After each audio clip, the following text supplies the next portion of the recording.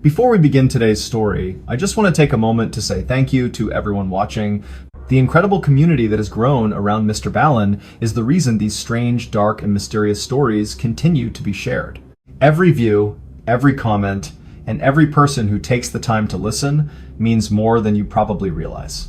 So if you're here right now, whether you've been watching for years or this is your very first video, thank you for being here and for supporting the channel. Now let's get into today's strange, dark, and mysterious story. Story 1, the Amityville Nightmare. In December of 1975, a 28-year-old man named George Lutz was a man who had finally achieved the American dream. He was a successful business owner with a beautiful wife and 3 healthy children. He had just purchased a sprawling, high-end colonial home in a quiet suburb for a fraction of its value. He was exactly where he wanted to be, standing in the foyer of his new life, looking at a future that seemed brighter than it had ever been before.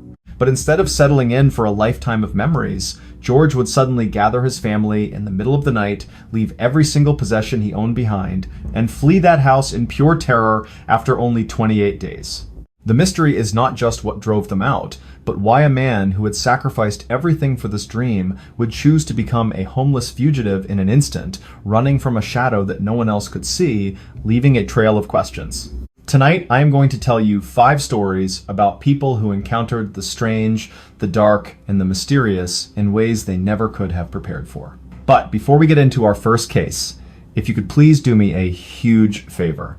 If you enjoy these stories, please offer to buy the like button, a celebratory new house drink at a quiet local bar, but the second it starts talking about the voices in the basement, I want you to sprint out the front door and never look back. Also, if you would not mind, please subscribe to the channel and leave a comment letting us know where in the world you are listening from today. We love seeing how far these stories travel across the globe. We really do appreciate all the support you guys give to the channel. It means a lot to the team here. Now, let us get into our first story. It all started with a smell that should not have been there. It was thick, heavy, and smelled like something had died behind the walls. The air in the house on Ocean Avenue did not just feel cold, it felt heavy, like it was pressing against your skin with invisible fingers. Even with the massive furnace humming in the basement, the temperature inside the master bedroom would suddenly drop 40 degrees in a matter of seconds. You could see your breath misting in front of your face, a ghostly white vapor that hung in the air long after you stopped exhaling. It was a biting, unnatural chill that made your teeth chatter. Beyond the cold, there was the sound. It was not a loud bang or a scream, but a subtle, persistent scratching. It sounded like thousands of tiny legs scurrying just beneath the floorboards, or fingernails dragging slowly across the wooden panels of the walls. In the dead of winter, when the ground outside was frozen solid, hundreds of black houseflies would suddenly appear, buzzing frantically against the window panes, their oily bodies piling up on the sills in a grotesque mound. George Lutz was the kind of man who believed in hard work and tangible results. At 28 years old, he ran his own land surveying business, a job that required him to deal with cold hard facts and precise measurements. He was a sturdy man with a thick beard and a level head, someone his wife, Kathleen, and her 3 children from a previous marriage could truly rely on. They had been looking for a fresh start, a place where they could build a real foundation as a family. Moving into the large house in Amityville felt like the ultimate win for them. The house was a massive 3-story colonial with a boathouse and a sprawling lawn, and because of a tragedy that had happened there a year prior, they got it for a steal. George spent his days organizing his surveying equipment in the garage, meticulously cleaning his transits and tripods, while Kathleen planned how to decorate each room. They were just a normal, happy family moving into a big house. The first week was a blur of boxes and bubble wrap. George had a very specific routine for unpacking. He would start with the heavy furniture, carefully sliding the mahogany dressers across the hardwood floors so as not to scuff them. He would spend hours in the basement checking the pipes, adjusting the pressure on the boiler, and ensuring the pilot light was burning a steady, clean blue. He liked the mechanical certainty of it all, the way a wrench felt in his hand. After the furniture was set, he moved on to the smaller things. He would unwrap each plate from the newspaper, rinse it under the kitchen tap, and hand it to Kathleen to dry. They worked in a rhythmic silence, the only sound being the clinking of china and the occasional laughter of the kids playing in the yard. George took pride in the way he organized his tool bench, lining up his screwdrivers by size and making sure his saws were hung exactly 2 inches apart on the board. Every night, George performed a security sweep. He would walk to the front door, turn the deadbolt once, then tug on the handle to make sure it was seated. Then he would move to the side door, repeat the process, and finally check the back sliding glass door.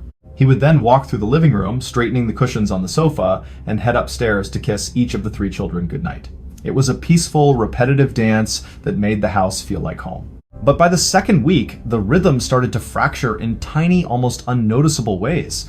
George, who was usually a very punctual man, began waking up at exactly 3:15 every single morning. He would sit bolt upright in bed, his heart racing for no reason, and find himself staring at the bedroom door. He did not know why he was awake, but he felt an overwhelming urge to go downstairs. He began neglecting his business, staying home to chop wood for the fireplace instead.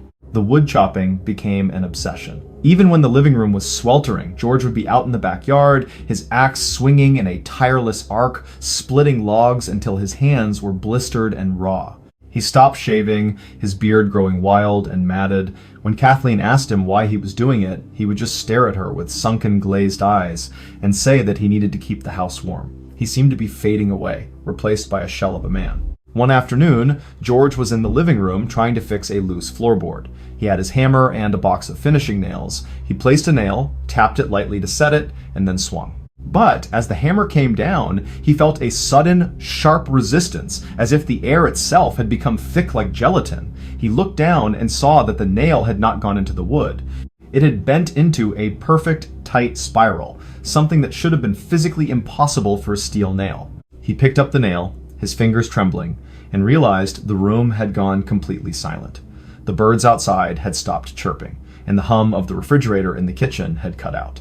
He felt a prickling sensation on the back of his neck, the feeling of 1,000 eyes watching him from the shadows of the hallway. He looked toward the stairs and saw a dark, oily substance oozing from the keyhole of the closet door, a slow black drip that smelled like old blood. You are standing in that living room. It is broad daylight, but the corners of the room seem to be swallowing the sun. You see your husband, a man who was once the rock of your family, shivering on the floor, clutching a bent nail like a talisman. You look at the black liquid dripping from the wall. Do you try to find a logical explanation? Do you call a plumber, thinking it is just a leaky pipe? Or do you trust that primal instinct in your gut that is screaming at you to run? George did not have to make a choice, because the house made it for him. That night, as he lay in bed at 3:15, he felt the mattress begin to vibrate. It started as a low hum and escalated into a violent shaking that nearly threw him to the floor. He looked over at Kathleen and saw her body beginning to levitate off the bed, her face contorting into the image of a woman decades older than she actually was. He reached out to grab her, but his hands passed through a cold mist. The climax came when George looked out the bedroom window toward the boathouse and saw 2 glowing red orbs staring back at him. They were eyes, massive and unblinking, belonging to a creature that looked like a giant demonic pig. He heard a voice, a deep, guttural roar that seemed to come from the very foundations of the earth, telling him to get out. In that moment, the successful businessman and the rational surveyor died, and a terrified father was born. The Lutz family fled with nothing but the clothes on their backs. They left behind their furniture, their clothes, and even the surveying equipment that George used to make a living. They drove until the sun came up, never once looking in the rearview mirror. They eventually settled in San Diego, trying to put the nightmare of Ocean Avenue behind them, but the scars remained. They were the people who had everything until they walked into a house that wanted to take it all. But while the Lutz family was trying to find peace on the West Coast, thousands of miles away in a small apartment in Connecticut, another young woman was about to learn that sometimes the things we bring into our homes are far more dangerous than the houses themselves. She thought she was just buying a vintage doll for her roommate, a simple gift to brighten up their new place. She had no idea that she was inviting a predatory spirit to sit at her dinner table. Story 2, Annabelle, the nursing student's doll. In 1970, a young nursing student named Donna was gifted a simple secondhand Raggedy Ann doll by her mother. Donna was a rational, science-minded student with a bright future and a stable roommate named Angie. She was exactly where she needed to be, focusing on her grueling exams and preparing for a career of helping others in the medical field. She was a person who dealt in facts, in blood pressure readings, and in the tangible reality of a hospital ward. But instead of being a comforting memento from home, this doll would begin to move through her apartment on its own, leaving handwritten notes on parchment paper she did not even own, and eventually pinning her friend to a bed in a physical assault that defied all logic. The mystery is not just that a toy could be dangerous, but why a woman trained in medicine and facts would find herself paralyzed by a piece of cotton and plastic that seemed to be hunting her. The first thing you would notice wasn't the look of the doll, it was the texture of the air around it.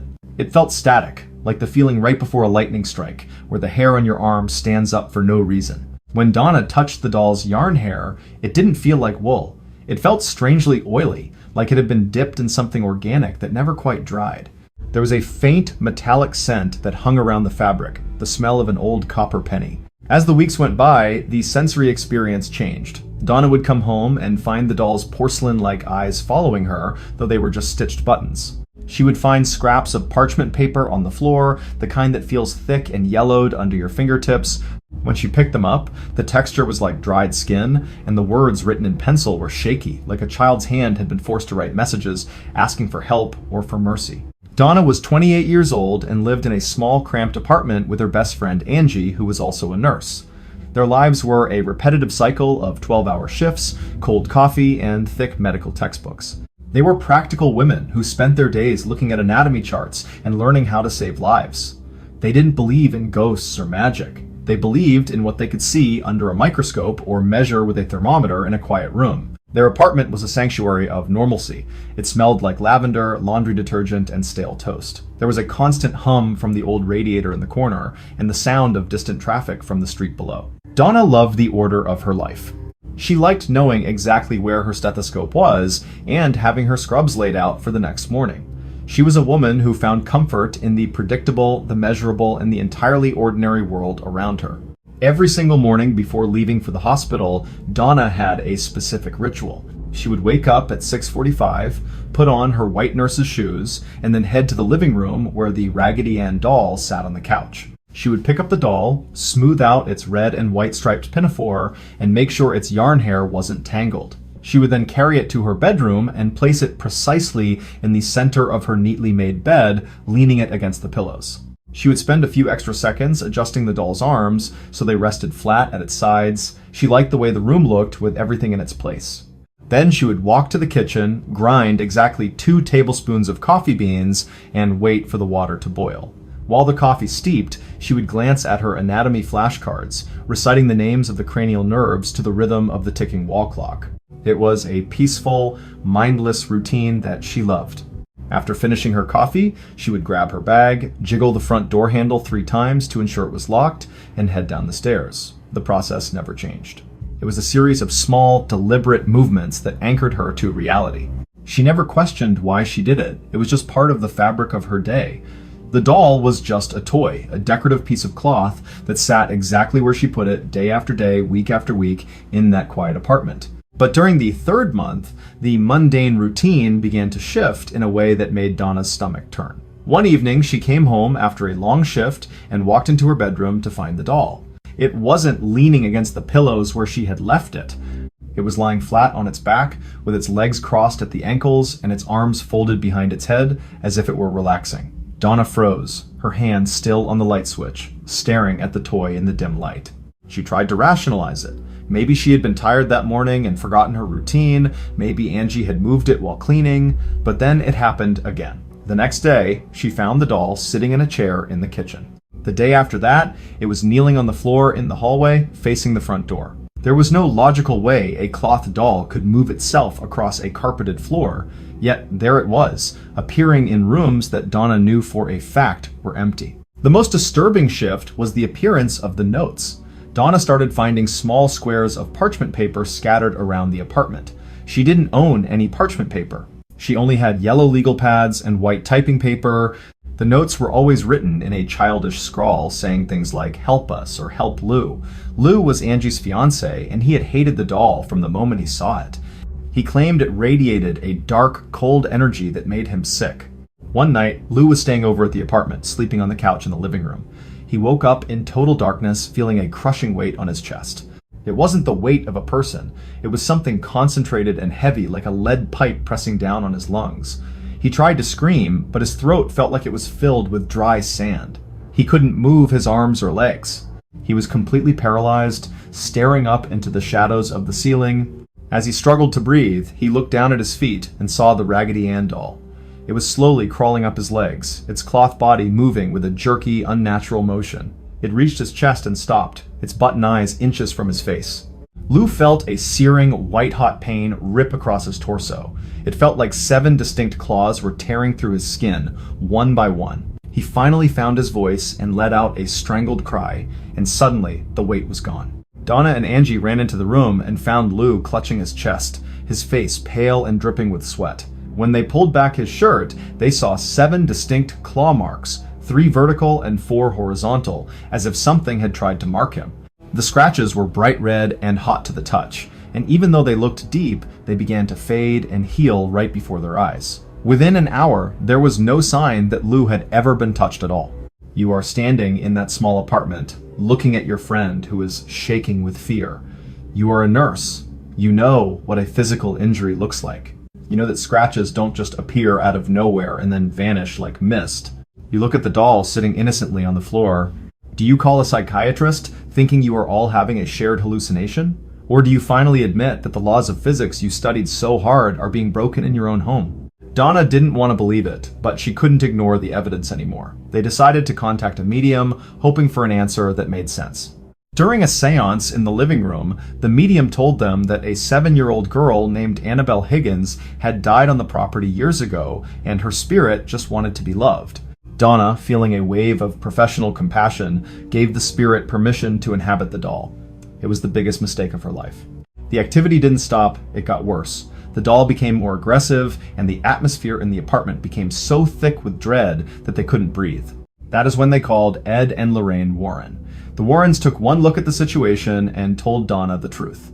There was no Annabelle Higgins. Spirits don't inhabit toys. What was in their apartment was a demonic entity that had used the story of a dead girl as a way to gain their trust and permission. The entity didn't want the doll. It wanted a human host. It was using the doll as a bridge to get closer to Donna and Angie, waiting for them to become weak enough to be possessed.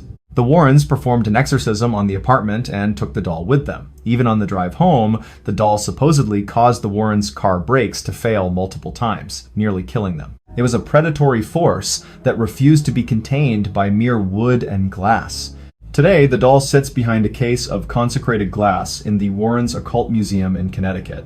There is a sign on the glass that says, "Warning, positively do not open." People who have mocked the doll or touched the glass have reportedly died in freak accidents shortly after. Donna survived, but she never looked at a toy the same way again.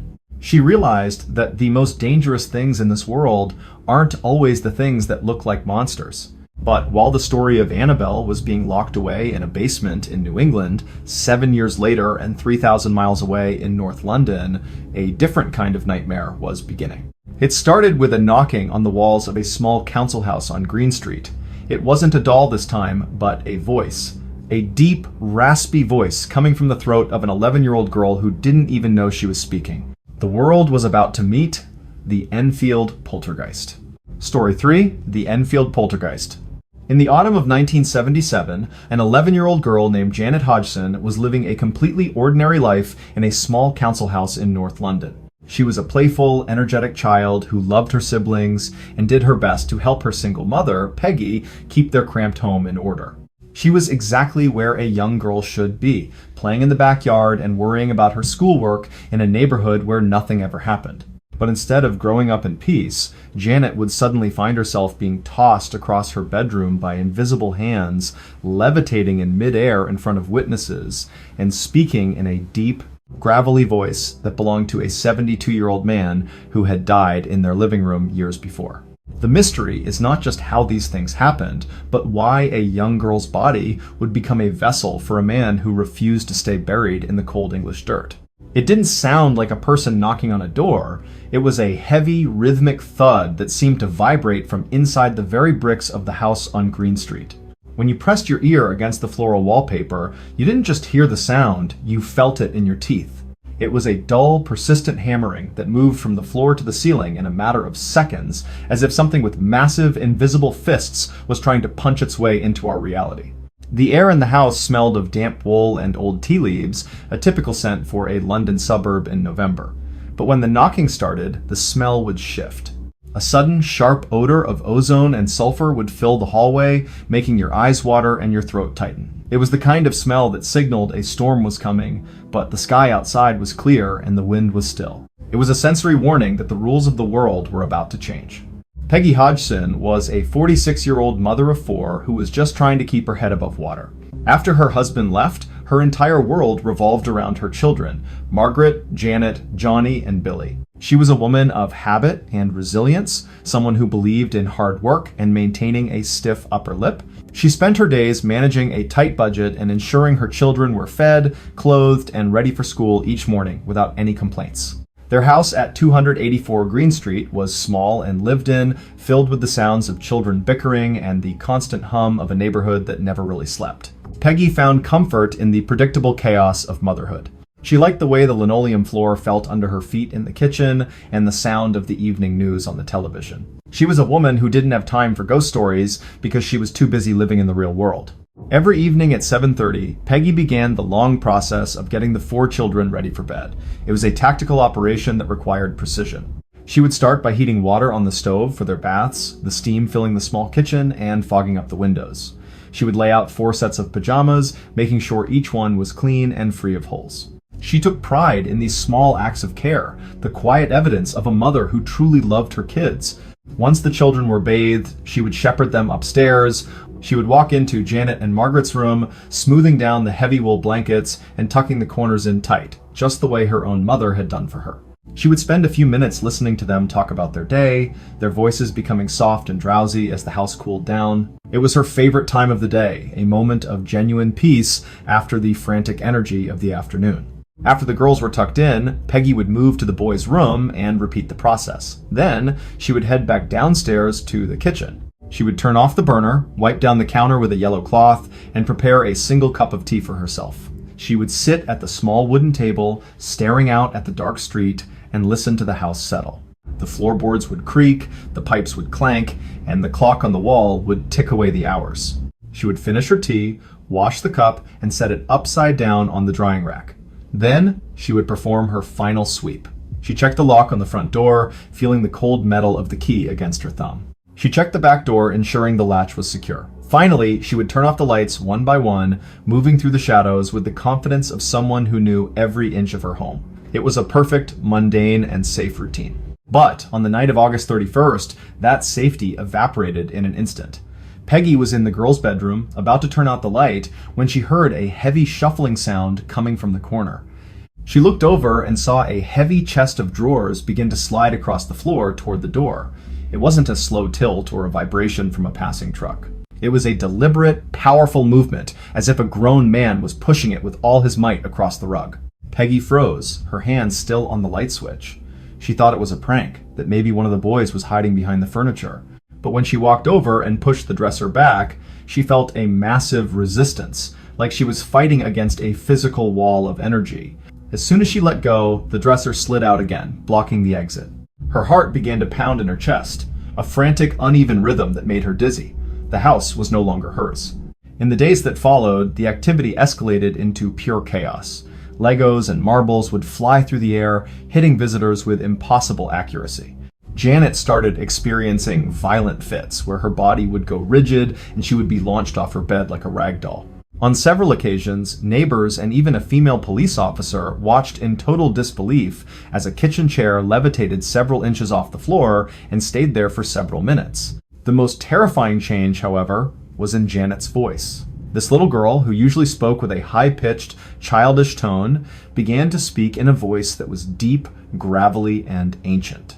It sounded like someone had swallowed a handful of gravel and was trying to scream through a layer of wet earth. The voice claimed to be a man named Bill Wilkins, and it would bark out insults and descriptions of his own death that no 11-year-old could possibly know. You are standing in that small, crowded bedroom in North London.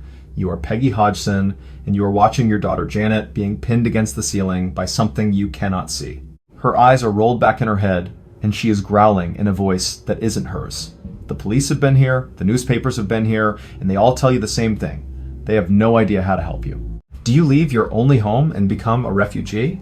Or do you stay and fight for your child's soul, even when the very walls of your house are screaming at you to run? Because here is the thing. Peggy couldn't leave. She had no money, no other family, and nowhere to go. She was trapped in a battlefield where the enemy was invisible and the stakes were her children's lives. She had to sit there in the dark, night after night, listening to the knocking and wondering if her daughter would ever come back to her. The bizarre reveal came when a local investigator named Maurice Grossi decided to record the voices. He placed a tape recorder in the room with Janet and asked the entity questions. The voice of Bill described in vivid, grisly detail how he had gone blind, suffered a brain hemorrhage, and died in the armchair in the corner of the living room years before the Hodgsons moved in. Maurice later tracked down Bill Wilkins' son, who confirmed every single detail of his father's death. It wasn't just a ghost. It was a memory that had refused to fade, a physical manifestation of a man's final, agonizing moments. The activity lasted for 18 months, drawing in paranormal researchers from all over the world. Some claimed it was a hoax, that the children were just clever tricksters, but they could never explain the levitation, the flying objects, or the fact that a little girl could produce a voice for hours that should have destroyed her vocal cords. Janet and her family eventually found some semblance of peace as the activity slowly faded away, but they were never the same. Janet would later say that the experience felt like something was using her as a battery, draining her life force to power its own twisted games. They lived with the stigma for decades, being called liars by the public, but the hundreds of hours of recorded evidence and witness testimonies still stand as a chilling reminder of that year in Enfield. But as the spirits in North London finally grew quiet in the late 70s, half a world away in the snowy peaks of Colorado, a very different kind of haunting was waiting. It wasn't happening in a small council house, but in a grand, isolated hotel with over 100 rooms. A famous writer was about to check in for a single night, and the things he would see in those long, empty hallways would go on to terrify the entire world. Welcome to the Stanley Hotel. Story 4, The Shining Inspiration, the Stanley Hotel. In October of 1974, a 31-year-old writer named Stephen King was a man who was just starting to see the fruits of his labor. He was a devoted husband to his wife Tabitha and a father who worked tirelessly to provide a better life for his family. He was exactly where he wanted to be, taking a much-needed break in the beautiful snow-capped mountains of Colorado after the massive success of his first novel. He was looking for peace, quiet, and maybe a little bit of inspiration for his next book. But instead of finding a relaxing getaway, Stephen would spend a single night in a massive, nearly empty hotel that was closing for the winter season, only to be chased through the hallways by a nightmare that didn't exist in the real world. The mystery isn't just what he saw in the shadows of room 217, but why a grand palace built for the elite would become a vessel for a terror so profound it would change the face of modern horror forever. He wasn't just checking into a hotel, he was checking into a ghost story. The first thing that hits you isn't the sight of the grand staircase or the red carpet. It is the silence. It is a thick, heavy silence that feels like it has been sitting in the lungs of the building for 100 years. When you walk across the lobby, the sound of your own shoes hitting the floorboards echoes back at you twice, as if someone is following exactly 3 steps behind you. The air carries a faint, persistent scent of expensive cigar smoke and rosewater, even though the building has been empty for hours. As you move deeper into the hotel, the temperature begins to play tricks on you. One moment, it is the comfortable warmth of a mountain lodge, and the next, you feel a pocket of air so cold it makes your skin crawl and your breath catch in your throat. You hear a distant, muffled sound of a piano playing a upbeat ragtime tune from the grand ballroom, but when you push open the heavy oak doors, the room is pitch black and the air is as still as a tomb. It is a sensory puzzle that your brain simply cannot solve. Stephen King was a man of words and observations. At 31, he was a former high school teacher who had spent years struggling to pay the bills before his writing career finally took off. He was a sharp-eyed observer of the human condition, someone who found the extraordinary in the ordinary. He was a practical man who understood that stories were built on foundations of truth and detail. He loved his wife, his children, and the simple pleasure of a long drive through the winding mountain roads of the American West. He and Tabitha had been traveling through the Rockies, looking for a place to stay before the winter snow blocked the passes. They stumbled upon the Stanley Hotel in Estes Park just as the staff was packing up for the season. The hotel was a massive, white-walled colonial revival masterpiece that looked like it belonged on a postcard. To Stephen, it was a magnificent relic of a bygone era, a place where the wealthy once came to escape the heat of the city. He felt a sense of awe at the sheer scale and history of the place.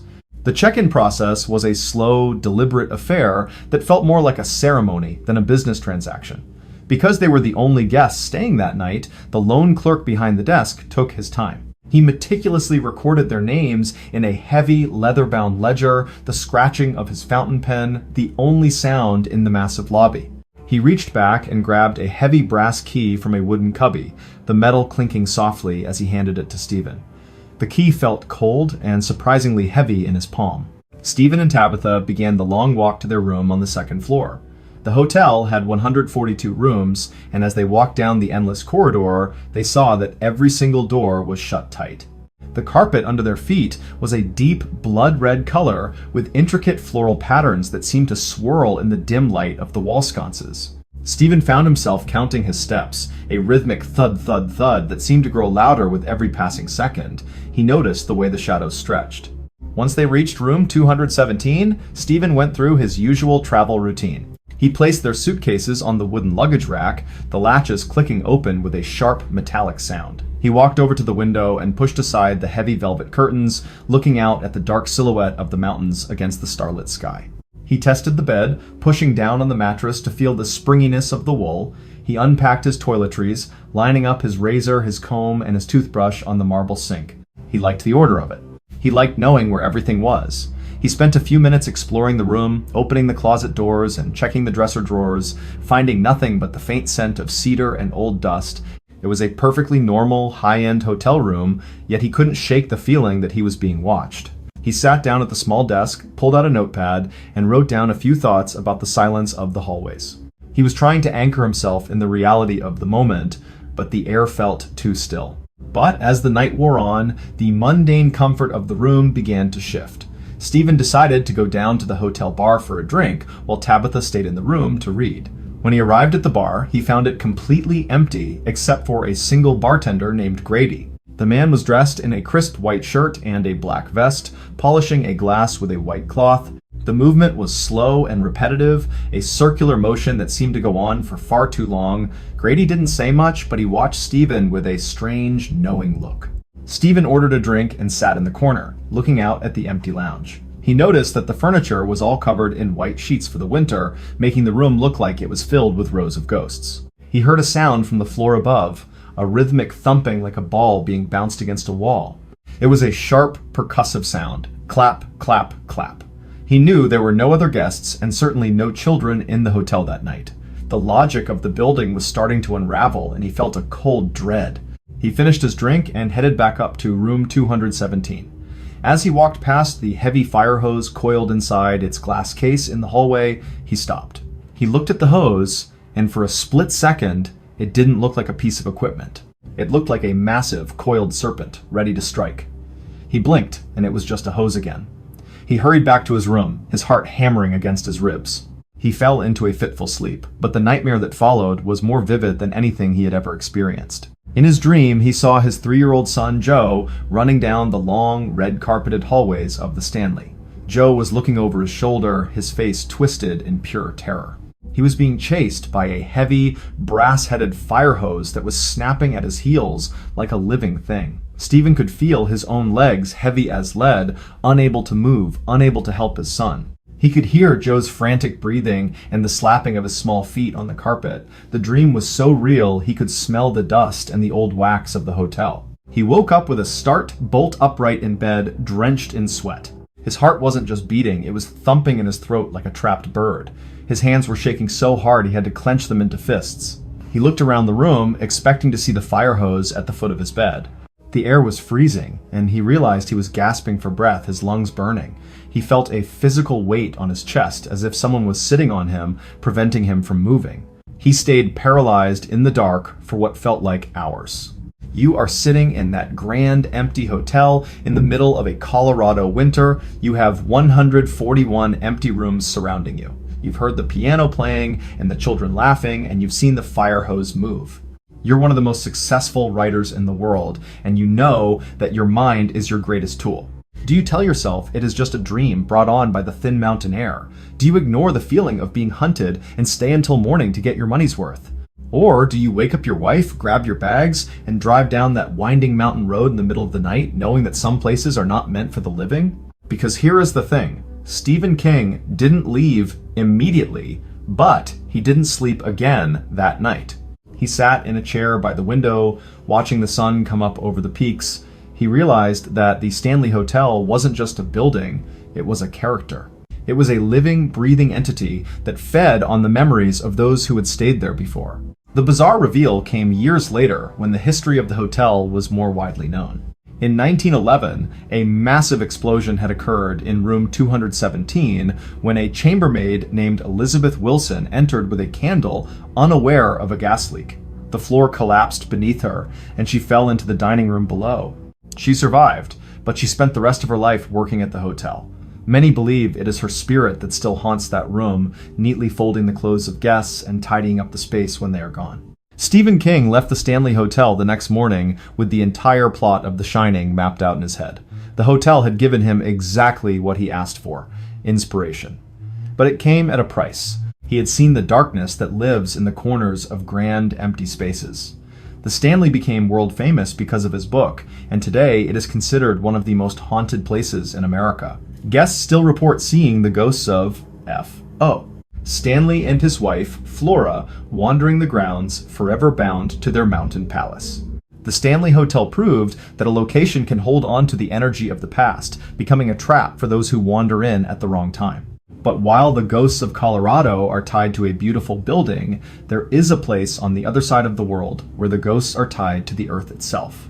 It is a vast, dense forest at the base of a sacred mountain where the silence is even deeper and the shadows are even longer. A place where thousands have gone to lose themselves and where the trees seem to remember every single one of them. Story 5. The Sea of Trees. Aokigahara. In the spring of 2010, a 42-year-old man named Kiyoshi Sato was a pillar of his community in the suburbs of Tokyo. He was a dedicated husband, a loving father to a young daughter, and a respected senior analyst at a major firm. He was exactly where he was supposed to be, providing a stable, happy life for the people he loved most in the world.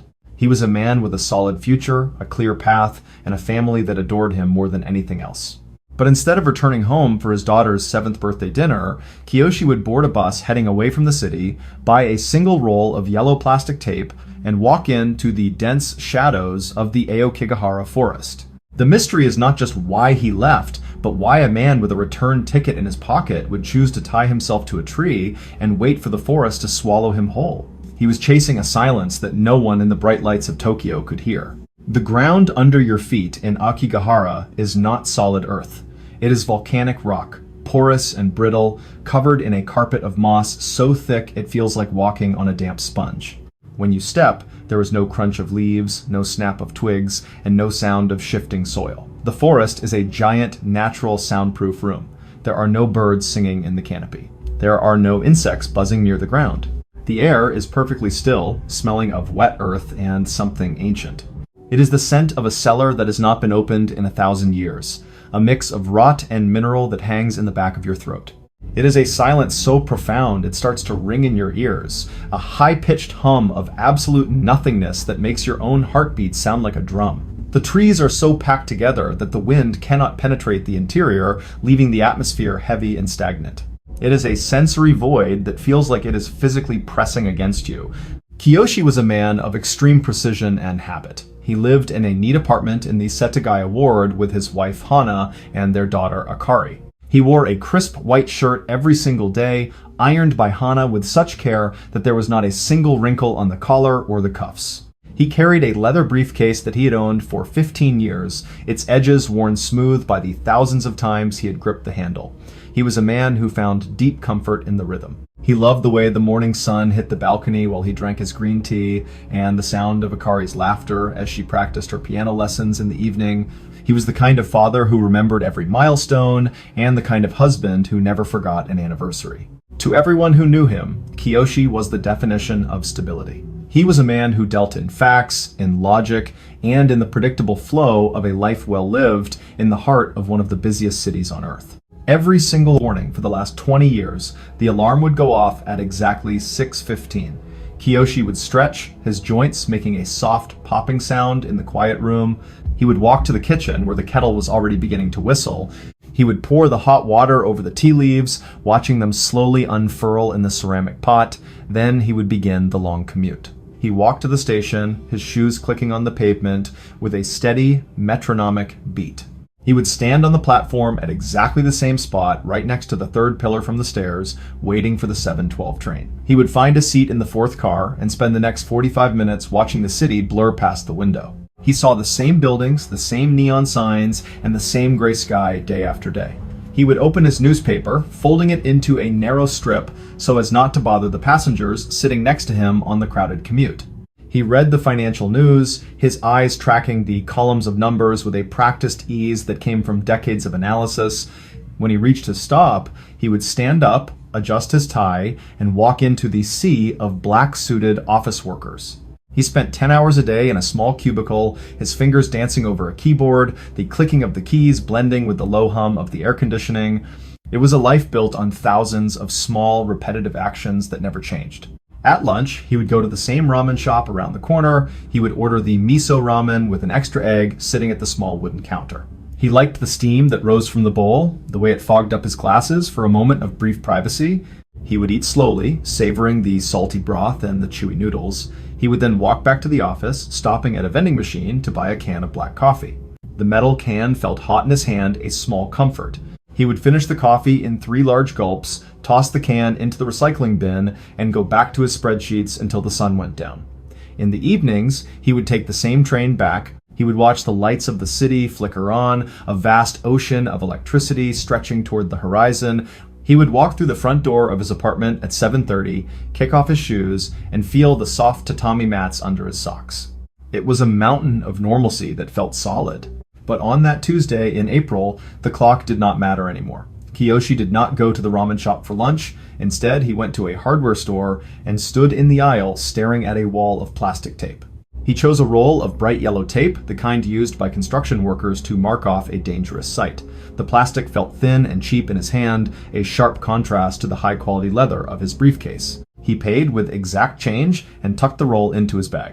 He walked back to the station, but he did not go to the platform for his usual train. He went to the ticket counter and asked for a one-way ticket to the Fuji 5 Lakes region. The bus ride was long and quiet. Kiyoshi sat in the back, his briefcase resting on his lap like a heavy stone.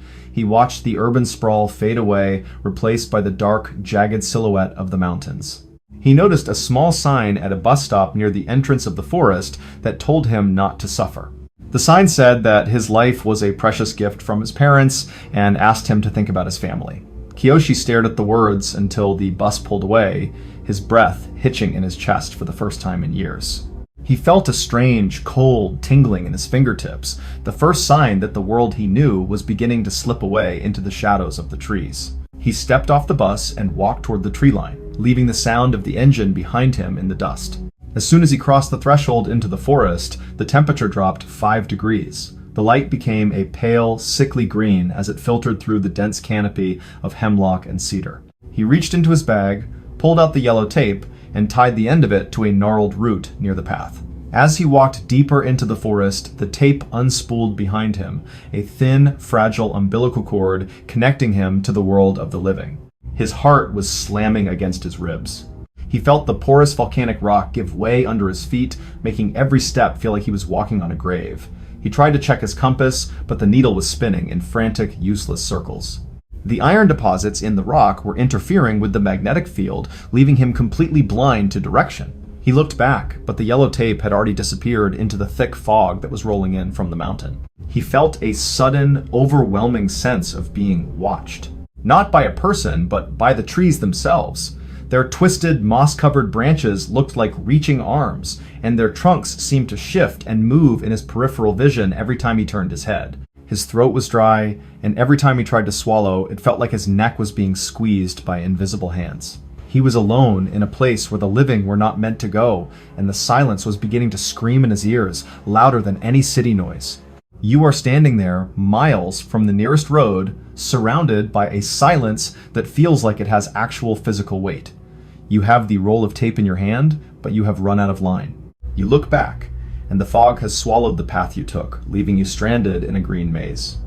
You hear a sound, a faint rhythmic tapping coming from the trees to your left. It sounds like a person knocking on wood. Do you turn around and try to find the tape in the mist? Or do you take another step forward, into the absolute darkness, driven by a force you do not even understand? Because here is the thing, Kiyoshi did not have a choice. He reached down to touch the yellow tape one last time, but as his fingers brushed the plastic, he realized something that made his blood turn to ice. The tape under his hand was not yellow anymore. It was a faded, weathered white, covered in years of grime and forest decay. It was not the tape he brought. He followed the white tape with his eyes and saw it disappearing into a hollow under a massive, twisted root. He knelt down and pulled, and out came a leather briefcase. It was identical to his own, worn smooth in the same places with the same silver latch. He opened it and found a planner. Inside was a schedule for a Tuesday in April, exactly 10 years ago. It was his own handwriting, detailing a day he had no memory of. He realized the forest was a loop of his own life. The bizarre reveal was that he was not the first version of himself to walk these woods. Every man who entered with a roll of tape was just another layer of the same story, caught in a cycle of despair that the trees fed upon. He saw a shadow move behind a tree, a man in a crisp white shirt and a dark suit, walking away from him into the fog. The man was unspooling a roll of yellow tape that looked brand new, oblivious to the fact that he was walking toward his own past. Kiyoshi Sato was never found by the search parties. His name became another statistic in the annual search conducted by volunteers who recover dozens of bodies from the forest every year. They find the tapes, the abandoned tents, and the notes left for families who will never understand why. The Aokigahara remains a place of deep unrest, a scar on the landscape of Japan that refuses to heal. It is a reminder that the most terrifying monsters are the ones we carry inside. This concludes our journey through these 5 harrowing accounts of the unexplained and the macabre. We have traveled from the cursed hallways of Amityville to the demonic presence of a cloth doll, through the violent poltergeists of London and the spectral rooms of a mountain hotel, finally ending here in the silent trees of Japan. But these are only the first 5. There are 55 more stories of the strange, the dark, and the mysterious waiting to be told. The world is a much larger and darker place than we often care to admit, and sometimes the only thing keeping the shadows at bay is the light of the stories we tell. We will continue to pull back the curtain on these mysteries together, one case at a time, until every secret is brought into the light. Thank you for listening to these first 5 cases. We really do appreciate you coming along for the ride. We will see you next time for the rest of the journey. Story 6. The Island of the Dolls. In the early 1950s, a man named Don Julian Santana Barrera was a respected member of his community in Mexico City. He was a man with a steady job, a wife he loved, and a young family that looked up to him. He was a person who valued the simple things in life: a warm meal, the sound of his children playing in the street, and the security of a roof over his head. He was exactly where any hardworking man wanted to be, surrounded by people who cared about him and a future that seemed perfectly predictable and safe. But instead of growing old in the comfort of his home, Don Julian would suddenly abandon his family, walk away from his entire life, and move to a remote, swampy island in the middle of the Xochimilco canals. He spent the next 50 years living in total isolation, obsessed with collecting thousands of rotting, decapitated dolls and hanging them from the trees to appease the spirit of a drowned girl. The mystery is not just why he left, but why a man would choose to spend his final decades surrounded by plastic nightmares only to meet his end in the exact same spot as the ghost he was trying to save. The air on the island does not move like it does on the mainland. It feels stagnant and thick, carrying the heavy scent of swamp water and decomposing plastic. When the wind does catch the trees, it creates a sound that is not a rustle of leaves, but a chorus of soft, hollow clicks. It is the sound of hundreds of plastic doll heads knocking against the rough bark of the trees. The texture of the island is grimy and rough, with the jagged edges of broken doll limbs and the sticky feel of moss covering everything that was once bright and colorful.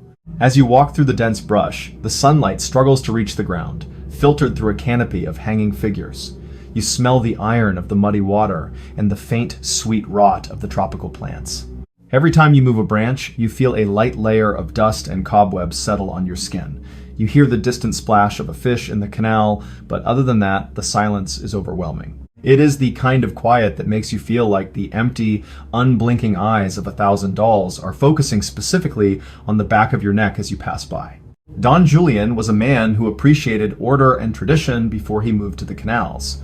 He was 50 years old when he made the decision to change everything, and up until that point, he was known as a quiet, religious man. He worked in the city, navigated the busy streets with ease, and was a familiar face at the local markets. He enjoyed the vibrant culture of Mexico City, the smell of street food, and the constant hum of human activity. He was a social creature, someone who found meaning in his relationships with his neighbors and his role as a provider for his household. He was the kind of person who kept his garden tidy and his clothes clean. He had a specific way of folding his shirts and a routine for every day of the week.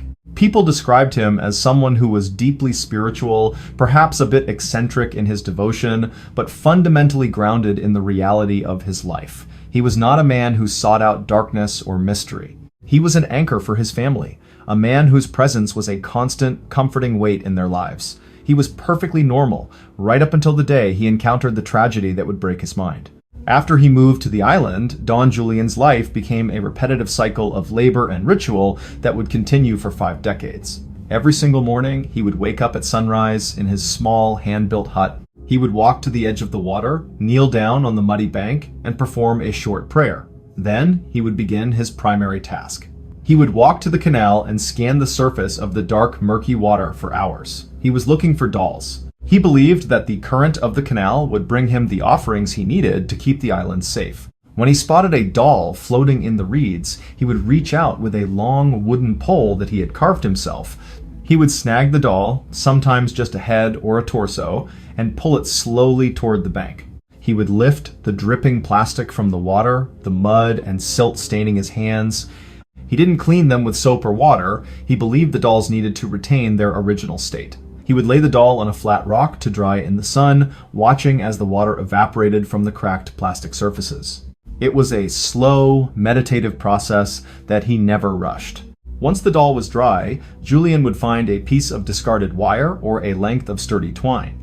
He would carefully wrap the wire around the doll's neck or through its empty eye sockets. He would then pick a specific tree, usually one near the spot where he believed the girl had drowned, and climb the lower branches. He would secure the doll to a limb, making sure it hung in a way that it could swing freely in the breeze. He would spend minutes adjusting the angle as if he were trying to give the toy a better view of the island. He did this every single day, year after year.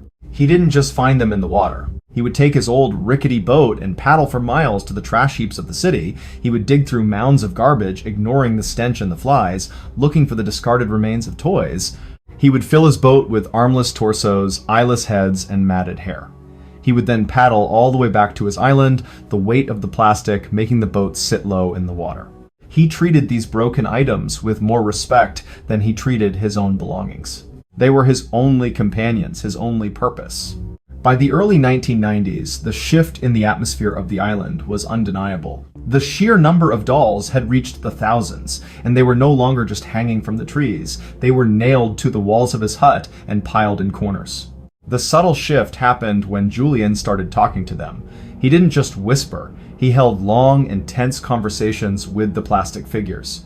He began to believe that the dolls were not just toys, but vessels that housed the spirits of the dead. He claimed that at night, the dolls would walk around the island. He told his nephew, who was one of the few people allowed to visit him, that the dolls would whisper to him in his sleep. They would tell him what they wanted and where they wanted to be placed.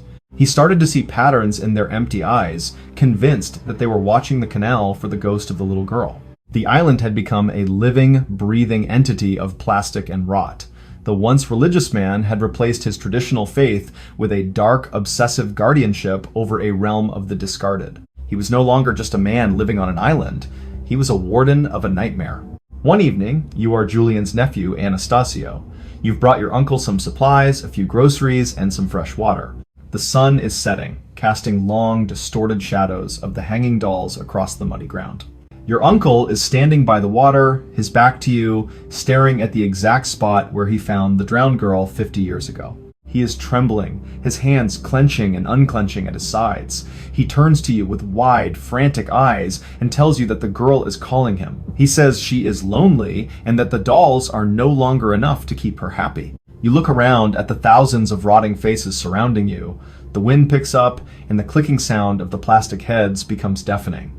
You feel a cold chill that has nothing to do with the evening air. Do you try to force your uncle to leave this place and come back to the city where he can get help? Do you tell him that the girl is just a memory and the dolls are just trash? Or do you look at the way he is staring into that dark, still water and realize that he has already gone to a place where you cannot follow? You are paralyzed by the sheer weight of the obsession. Julian didn't have to wait much longer for the girl to answer him. In 2001, Anastasio returned to the island to check on his uncle. He called out Julian's name, but there was no response. He walked toward the water, passing under the hundreds of dolls that seemed to be watching his every move. He found his uncle lying face down in the shallow water of the canal in the exact same spot where the little girl had drowned 5 decades earlier. There were no signs of violence, no struggle, and no explanation for why a man who knew the water so well would have fallen in. The bizarre reveal was not just the location of his death, but what the neighbors claimed afterward. They said that on the night Julian died, the clicking sound of the dolls was heard for miles, a frantic, rhythmic tapping that sounded like thousands of tiny hands clapping. When the body was recovered, people began to claim that the dolls were now possessed by Julian's own spirit. They said the guardianship had passed from the man to the plastic. The island had claimed its protector, completing a cycle of tragedy that had started with a single drowned child and ended with a man who gave up everything. Today, the Island of the Dolls is a macabre tourist destination. People travel from all over the world to walk among the rotting figures and leave their own dolls as offerings to the spirit of Julian and the little girl. The atmosphere remains one of heavy, oppressive dread. Many visitors report seeing the dolls' eyes move or hearing them whisper as they pass by. It serves as a haunting monument to the power of guilt and the thin line between devotion and madness. Don Julian Santana Barrera is gone, but his thousand-eyed army remains, swinging in the breeze, waiting for the next visitor. But as the rotting dolls of Mexico continue to watch the dark waters of the Xochimilco canals thousands of miles away in the frozen mountains of Russia, a very different kind of mystery remains frozen in time. It is a story of 9 experienced hikers who fled their tent in the middle of the night, half naked and terrified, only to be found months later with injuries that defied medical explanation. They weren't running from ghosts or dolls, but something far more visceral and violent, a mystery that even 70 years later, the world still cannot solve. Welcome to the Dyatlov Pass. Story 7, the Dyatlov Pass Incident. In the winter of 1959, a 23-year-old engineering student named Igor Dyatlov was a man at the peak of his physical and mental strength. He was a highly experienced hiker, a leader among his peers, and a man who found his greatest joy in the challenging, frozen wilderness of the Ural Mountains. He was exactly where he wanted to be, leading a group of 9 close friends on a journey that would earn them the highest certification in mountaineering. But instead of returning to a hero's welcome in the city of Sverdlovsk, Igor and his entire team would vanish into a blizzard, only to be found months later scattered across the snow in a state of utter horror. Some were half naked, some were missing their eyes or tongues, and others had internal injuries that looked like they had been hit by a car traveling at high speed. The mystery is why these elite hikers would slash open their own tent from the inside and run into the night. The wind on the slopes of Kholat Syakhl does not just blow, it claws at your skin like 1,000 icy needles. It is a relentless, high-pitched shriek that drowns out every other sound until the only thing you can hear is the roaring of your own blood in your ears. The air is so cold it feels thick, like you are inhaling powdered glass that scratches your throat and lungs with every breath. You smell nothing but the sterile, metallic scent of deep frost and old snow. As you move through the drifts, the texture of the world is brittle and unforgiving. The snow is not soft, it is frozen into jagged ridges that can rip through thick fabric. When the sun dips below the horizon, the darkness is absolute, a heavy velvet weight that makes you feel like the mountain is slowly closing its hand around you. You feel the constant vibration of the wind in your bones, a low-grade tremor that never stops, reminding you that you are in a place where humans do not belong. Igor Dyatlov was the kind of man who prepared for every possible scenario. At 23, he was known for his calm demeanor and his deep knowledge of survival in the Russian winter. He wasn't just a student, he was a mentor to the others, someone who could fix a broken ski or navigate through a whiteout with nothing but a compass and sheer instinct. He loved the camaraderie of the trail, the shared meals, and the feeling of accomplishment after a long day of trekking. The group consisted of 8 men and 2 women, most of them students or graduates of the Ural Polytechnical Institute. They were all athletic, well-liked, and full of life. They spent their train rides singing folk songs and playing mandolins, their laughter filling the quiet cars. They were a tight-knit family of adventurers who trusted each other implicitly. To the people back home, they were the best of their generation, symbols of strength and the bright future of the nation. Every single evening on the trail followed the same rigorous, life-saving routine. As the light began to fade, Igor would scout for a flat area protected from the harshest winds. Once a spot was chosen, the group would move with a synchronized efficiency. 2 of the men would use their skis as shovels, digging out a rectangular pit in the deep snow to create a foundation. They would then lay their skis down as a base, followed by their waterproof tarps to keep the moisture away. They would pitch the large, heavy canvas tent, securing the guy lines to trekking poles driven deep into the frozen ground. It was a slow, deliberate process that required them to work with bare hands in the freezing air, their fingers turning red and then white as they fumbled with the knots. After the tent was secure, they would move their gear inside. They had a very specific way of organizing their boots, their heavy coats, and their food containers to maximize the space. They would set up a small, handmade, wood-burning stove in the center of the tent. Igor had designed it himself to be portable and efficient. One hiker would be responsible for feeding the small slivers of wood into the fire, while another melted snow for tea. They would sit in a circle, the flickering light of the stove casting long shadows on the canvas walls. They would eat thick slices of salted pork fat and hard bread, the calories acting as fuel for the next day. They would spend an hour writing in their shared diary and taking photographs of each other, documented evidence of their high spirits and their love for the mountain. Finally, they would strip down to their thermal underwear and crawl into their shared sleeping bags, huddling together for warmth. They would listen to the wind howling outside, a sound that they had heard 100 times before. It was a peaceful, predictable end to a day of hard work in the beautiful wild. But on the night of February 1st, the routine broke in a way that defied every survival instinct they possessed. They had set up camp on the exposed slope of Kholat Sayak, a name that means Mountain of the Dead in the local Mansi language. The subtle shift started with the weather. The temperature plummeted to -30 degrees Fahrenheit, and the wind shifted, hitting the tent with a rhythmic thumping that sounded like heavy footsteps circling the perimeter of the camp. Inside the tent, the air pressure suddenly changed. Some researchers believe a phenomenon called infrasound, caused by the wind over the mountain peak, began to create a sense of overwhelming, irrational panic in the hikers. They began to feel a vibrating dread in their chests, a feeling that something massive and invisible was about to crush them. This was not the familiar sound of a storm. This was something wrong, something that made their very souls scream to get out. You are inside that tent, huddled in your sleeping bag. You are Yuri Doroshenko, a strong, experienced athlete. Suddenly, the silence is replaced by a sound that isn't the wind. It's a low-frequency hum that vibrates in your teeth and makes your skin crawl. You look at Igor and you see a look of pure, unadulterated terror on his face, a look you have never seen before. Without a word, someone grabs a knife and begins to slash through the thick canvas of the tent wall. You don't grab your boots, you don't grab your heavy coat, you don't even grab a flashlight.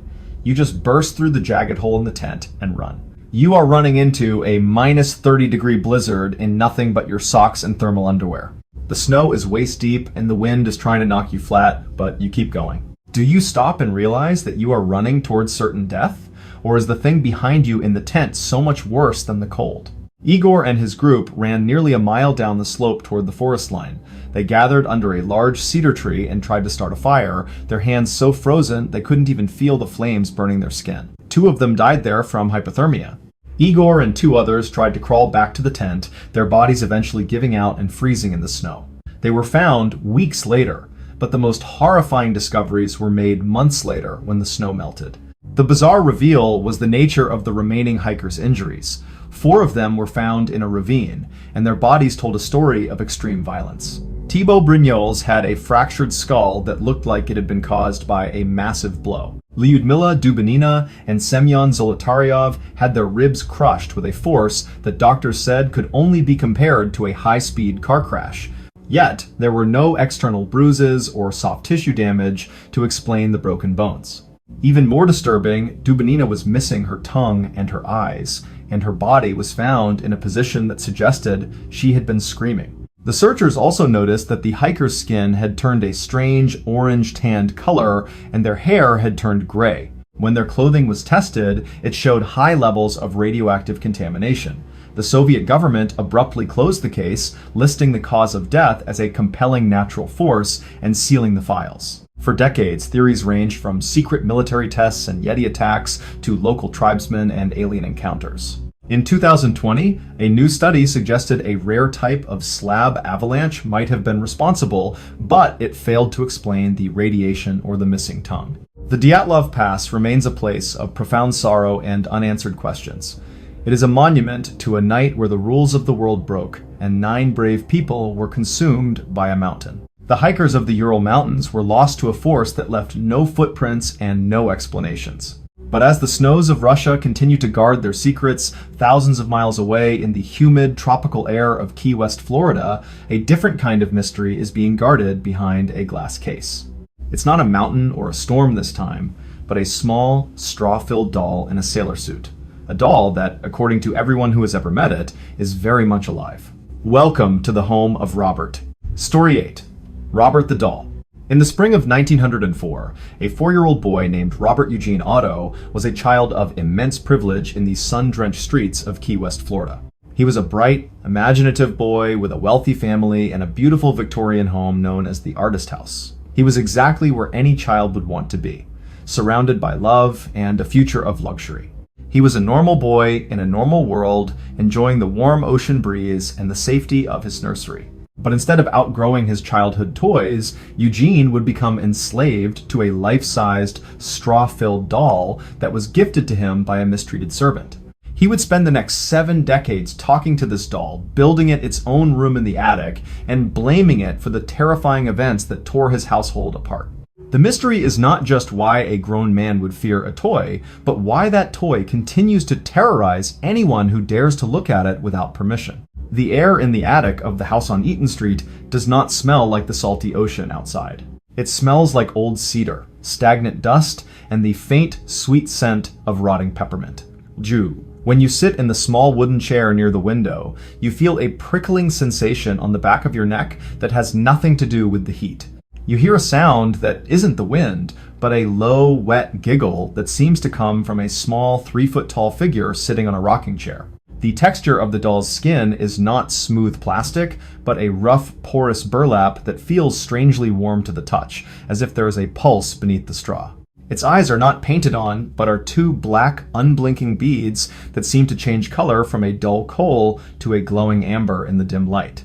You feel the constant, heavy weight of a gaze that never shifts, a predatory focus that makes you want to cover your face and run. It is a presence that feels far too solid. Robert Eugene Otto, who went by the name Gene, was the son of a prominent doctor and a wealthy socialite. At 4 years old, he was a quiet boy who spent most of his time exploring the vast rooms of his family's mansion. He was a well-behaved child, someone who respected his elders and followed the rules of the house. He loved to draw and paint, showing a level of talent that suggested a bright artistic career ahead of him. He was a person who understood beauty and order. His parents were busy people, often hosting lavish parties for the elite of Key West. They left Gene in the care of their domestic staff, who were mostly immigrants from the Caribbean. Gene was a child who found comfort in the predictable rhythm of his nursery. He liked the way his bed was made with crisp linen and the sound of the palm trees swaying against the window at night. He was a happy, healthy boy who lived in a world of sunshine and clear blue water. The ritual of the doll began on a humid Tuesday morning when one of the servants handed Jean a gift before she was dismissed from the house. It was a doll that stood about 3 feet tall, wearing a white sailor suit and holding a small stuffed dog. Jean immediately fell in love with it. He decided that since his own name was Robert Eugene, he would give the doll his first name, Robert, and he would go by his middle name, Gene. It seemed like a harmless game. Every single day from that point on, Gene's life revolved around a repetitive cycle of devotion to Robert. He would wake up at 7 o'clock, and the first thing he would do was talk to the doll. He would spend 20 minutes telling Robert about his dreams and what they would do that day. He would then brush the doll's hair with a small silver comb, making sure every strand of the course material was in place. He treated the doll with a level of care that bordered on obsession. At breakfast, Gene insisted that a small wooden chair be placed at the table for Robert. He would sit next to the doll, cutting his food into tiny pieces and pretending to feed it to the toy.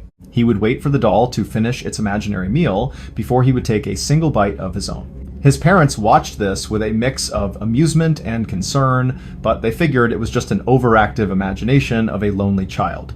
They let the routine continue for years. During the long afternoons, Gene would take Robert out to the garden. He would sit the doll in the shade of a banyan tree and arrange his drawing pads around them. He would spend hours sketching the doll from different angles, capturing the way the shadows fell across its burlap face. He would move the doll every 15 minutes to a new position, carefully adjusting the sailor hat so the brim was level. It was a meticulous, slow-paced dance that occupied all his time. In the evenings, the process was even more detailed. Gene would carry Robert up the grand staircase, his small arms wrapped around the doll's waist. He would set the doll on the edge of his bed and begin a nightly conversation that lasted until he fell asleep. His parents would walk past the nursery and hear two distinct voices. One was Gene's high-pitched tone, and the other was a deep, gravelly rasp that they couldn't identify. It was a cycle that never broke. But by the time Gene turned 10, the mundane routine of play began to shift into something dark and unrecognizable. The subtle shift happened when Gene's parents started finding the furniture in the nursery overturned in the middle of the night. Heavy wooden dressers that Gene couldn't possibly move were pushed against the door. When they burst in, they would find Gene huddled in the corner, sobbing, pointing a shaking finger at the doll and saying, "Robert did it." Gene wasn't lying. The servants began to report seeing the doll walking through the hallways when they thought no one was looking. They would hear the sound of the doll's small shoes pitter-pattering on the floorboards in the attic. The expression on the doll's face began to change. One minute it would be a neutral, blank stare, and the next it would be a twisted, malicious smirk. The eyes seemed to follow the staff as they cleaned, making them refuse to enter the room.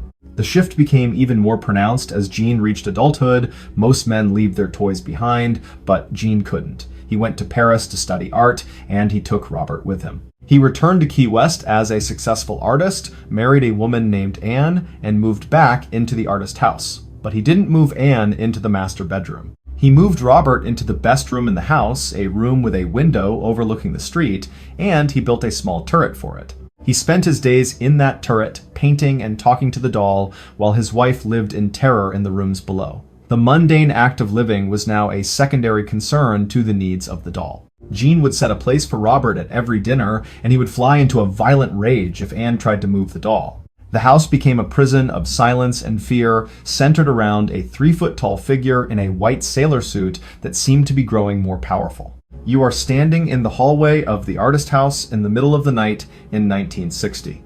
You are Anne, Gene's wife. You hear the sound of your husband screaming from the attic, but when you run to the door, it is locked from the inside. You hear a voice you don't recognize, a deep, mocking laugh that makes your heart stop. You look through the keyhole and you see the doll sitting on the floor, its head slowly turning toward you. Do you stay and fight for your husband? Do you tell yourself that he is just a troubled man with a mental illness? Or do you listen to that voice in your soul that tells you that the thing in the room is not a doll at all, but a vessel for something ancient and cruel? Because here is the thing. Anne couldn't leave. She was tied to Gene, and Gene was tied to Robert. She had to spend years living in the shadow of a toy that she knew for a fact wanted her dead. She watched as her husband wasted away in that room. Gene died in 1974, clutching the doll to his chest. A new family moved into the house and found Robert in the attic. Their young daughter, just like Gene, fell in love with the doll at first, but within a week, she was screaming that the doll was trying to kill her. She claimed it was moving across her bed at night and biting her.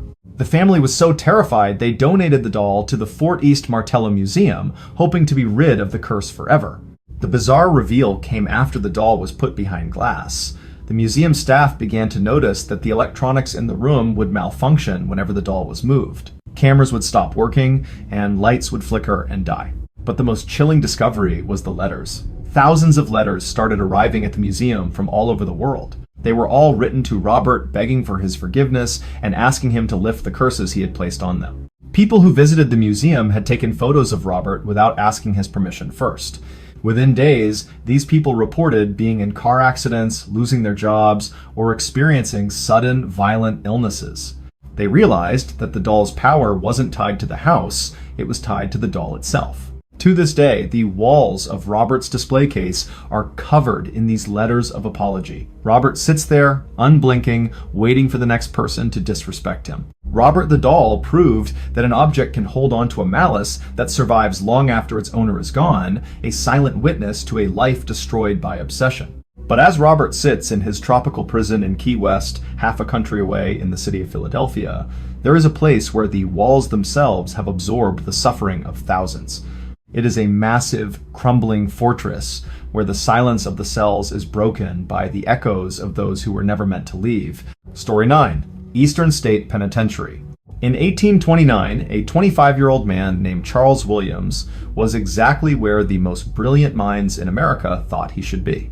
He was a small-time thief who had been handed a 2-year sentence for stealing a watch, but he was not being sent to a filthy, overcrowded dungeon. He was being sent to a revolutionary new kind of institution in Philadelphia designed to save his soul through absolute silence.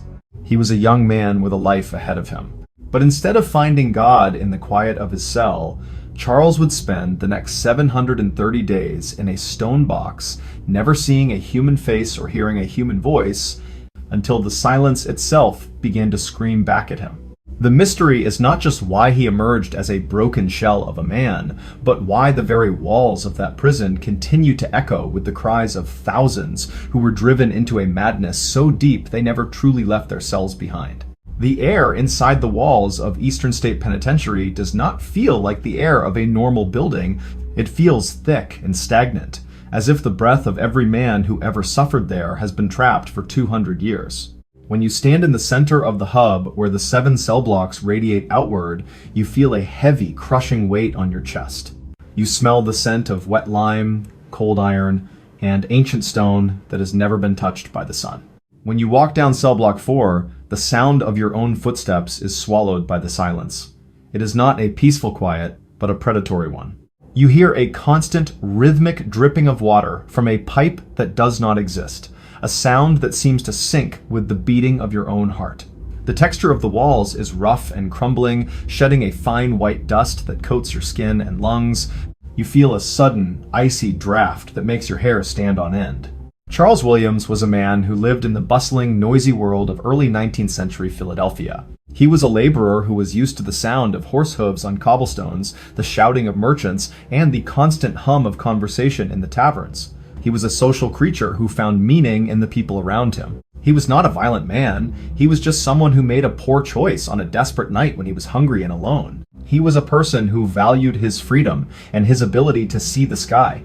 He had a family who expected him to return, and he believed that he could pay his debt to society and move on with his life. He was a typical young man of his time, grounded in the reality of his work and his community. He entered the massive, castle-like gates of the penitentiary with a sense of trepidation, but also a hope that this new separate system would actually help him change. The ritual of the separate system began the moment Charles stepped through the gates. The guards did not speak to him. They placed a heavy black hood over his head so that he could not see the layout of the prison or the faces of the other inmates. He was led through the corridors in total darkness, his only sense of direction coming from the firm grip on his arm. He was a ghost in a world of ghosts, stripped of his identity and his sight before he even reached his cell. Every single day for the next 2 years followed a repetitive cycle of isolation that was designed to force him into a state of total reflection. He would wake up at 5 o'clock in the morning to the sound of a single bell. He would stand in the center of his 8 by 12 foot cell, facing the single skylight known as the Eye of God. This small window in the ceiling was his only source of light, a reminder that the only being he was allowed to talk to was the Creator. He would spend the next 3 hours performing his assigned work, which was weaving chair bottoms. He would take the strips of cane and lace them through the frames, over and under, his fingers moving in a mindless rhythmic dance. The only sound was the creaking of the wood and the rasping of the cane. He didn't have a clock, so he measured time by the number of chairs he finished. 4 chairs meant it was time for his mid-morning meal. At 8 o'clock, a small wooden door at the bottom of his cell would slide open. A tin tray with a piece of dry bread and a bowl of thin soup would be pushed through. Charles would eat in total silence, staring at the gray stone walls. He would then go back to his weaving for another 6 hours. He wasn't allowed to sing, he wasn't allowed to hum, and he certainly wasn't allowed to speak. If he made a sound, a guard would strike the heavy iron door as a warning. In the afternoon, he was allowed 1 hour of exercise in a small, high-walled yard attached to his cell. He would walk in circles looking up at the small patch of blue sky, but even there, he was alone. The walls were too high to see his neighbors, and the guards wore felt slippers on their boots so that he couldn't even hear them approaching. He would return to his cell, finish his work, and wait for the sun to go down. It was a life of absolute, crushing emptiness. By the end of his first year, the mundane routine began to fracture. The subtle shift happened when Charles started hearing a tapping sound on his wall. It wasn't the rhythmic tap of a prisoner trying to communicate. It was a frantic, irregular scratching, as if something with long claws was trying to dig its way through the stone. He would press his ear against the cold wall and hear a low, wet breathing on the other side.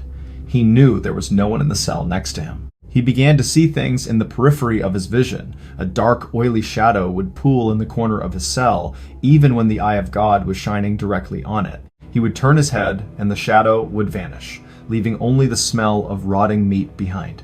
He felt a constant, prickling sensation of being watched from the skylight, but whenever he looked up, there was only the empty sky. The silence was no longer empty. It was filled with an invisible malice. The shift became physical during his final months. He would wake up at 3 o'clock in the morning and find that his weaving tools had been moved to the center of the room, arranged in a perfect circle. He would feel a cold handbrush against his cheek in the dark, and a voice so faint it was like a breeze would whisper his name over and over. He wasn't reflecting on his sins anymore. He was fighting for his sanity against an entity that the prison had created. You are sitting in that 8 by 12 foot stone box in 1831. You haven't seen a human face in over 600 days. Your fingers are raw from weaving, and your mind is a jagged landscape of shadows and whispers. You hear that scratching on the wall again, but this time the stone begins to crack. You see a black, formless mass oozing through the fissures. Do you scream for the guard, knowing they will punish you for breaking the silence? Do you tell yourself it is just a hallucination brought on by the isolation and the thin soup? Or do you realize that the walls of this place have become a sponge for the suffering of everyone trapped inside, and that something has finally decided to reach out and touch you? Because here is the thing. Charles couldn't scream. His voice had withered away from disuse. He could only sit there and watch as the darkness filled his cell, waiting for the bell to ring at 5. The bizarre reveal came decades later, after the separate system was abandoned because it was driving too many men insane. In the 1990s, a locksmith named Gary Johnson was working in cell block 4, the very same block where Charles had been held. He was standing on a ladder, working on an old lock, when he felt a sudden, overwhelming force pin him against the wall. He couldn't move his arms or legs, and the air in the corridor turned to ice. He looked down the hallway and saw a black, shadowy figure emerge from one of the cells. It wasn't a ghost of a man, it was a mass of pure, concentrated darkness. As it moved toward him, Gary saw the faces of hundreds of men flickering within the shadow, their mouths open in silent screams. He managed to break free and ran out of the building, refusing to ever go back inside. He realized that the prison hadn't just held men, it had birthed something else. Today, Eastern State Penitentiary is a crumbling ruin that serves as a haunting reminder of a failed social experiment.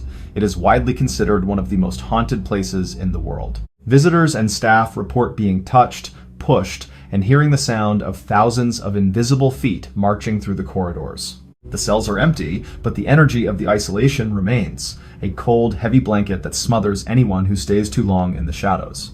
Charles Williams was released in 1831, but he never truly came home. He spent the rest of his life in a state of near catatonic silence, unable to look anyone in the eye or hold a conversation. He was a man who had been hollowed out by the very thing that was supposed to save him. He was a living ghost, a victim of a system that believed that the soul could be fixed by breaking the mind. He died alone, still staring at the ceiling for the eye of God. But as the cold stone walls of Philadelphia continue to guard their silent secrets, thousands of miles away in the humid, moss-draped lands of Louisiana, a different kind of haunting is unfolding. It is not a place of forced silence, but a place of dark history and hidden trauma. A grand plantation house where the ghosts are not born of isolation, but of a betrayal so deep it left a mark on the land that can never be washed away. Welcome to the Myrtles Plantation. Story 10. The Myrtles Plantation. In the sweltering summer of 1817, a 37-year-old man named Clark Woodruff was a man who stood at the absolute pinnacle of Southern society in Louisiana. He was a successful judge, a wealthy landowner, and a devoted husband to his wife Sarah.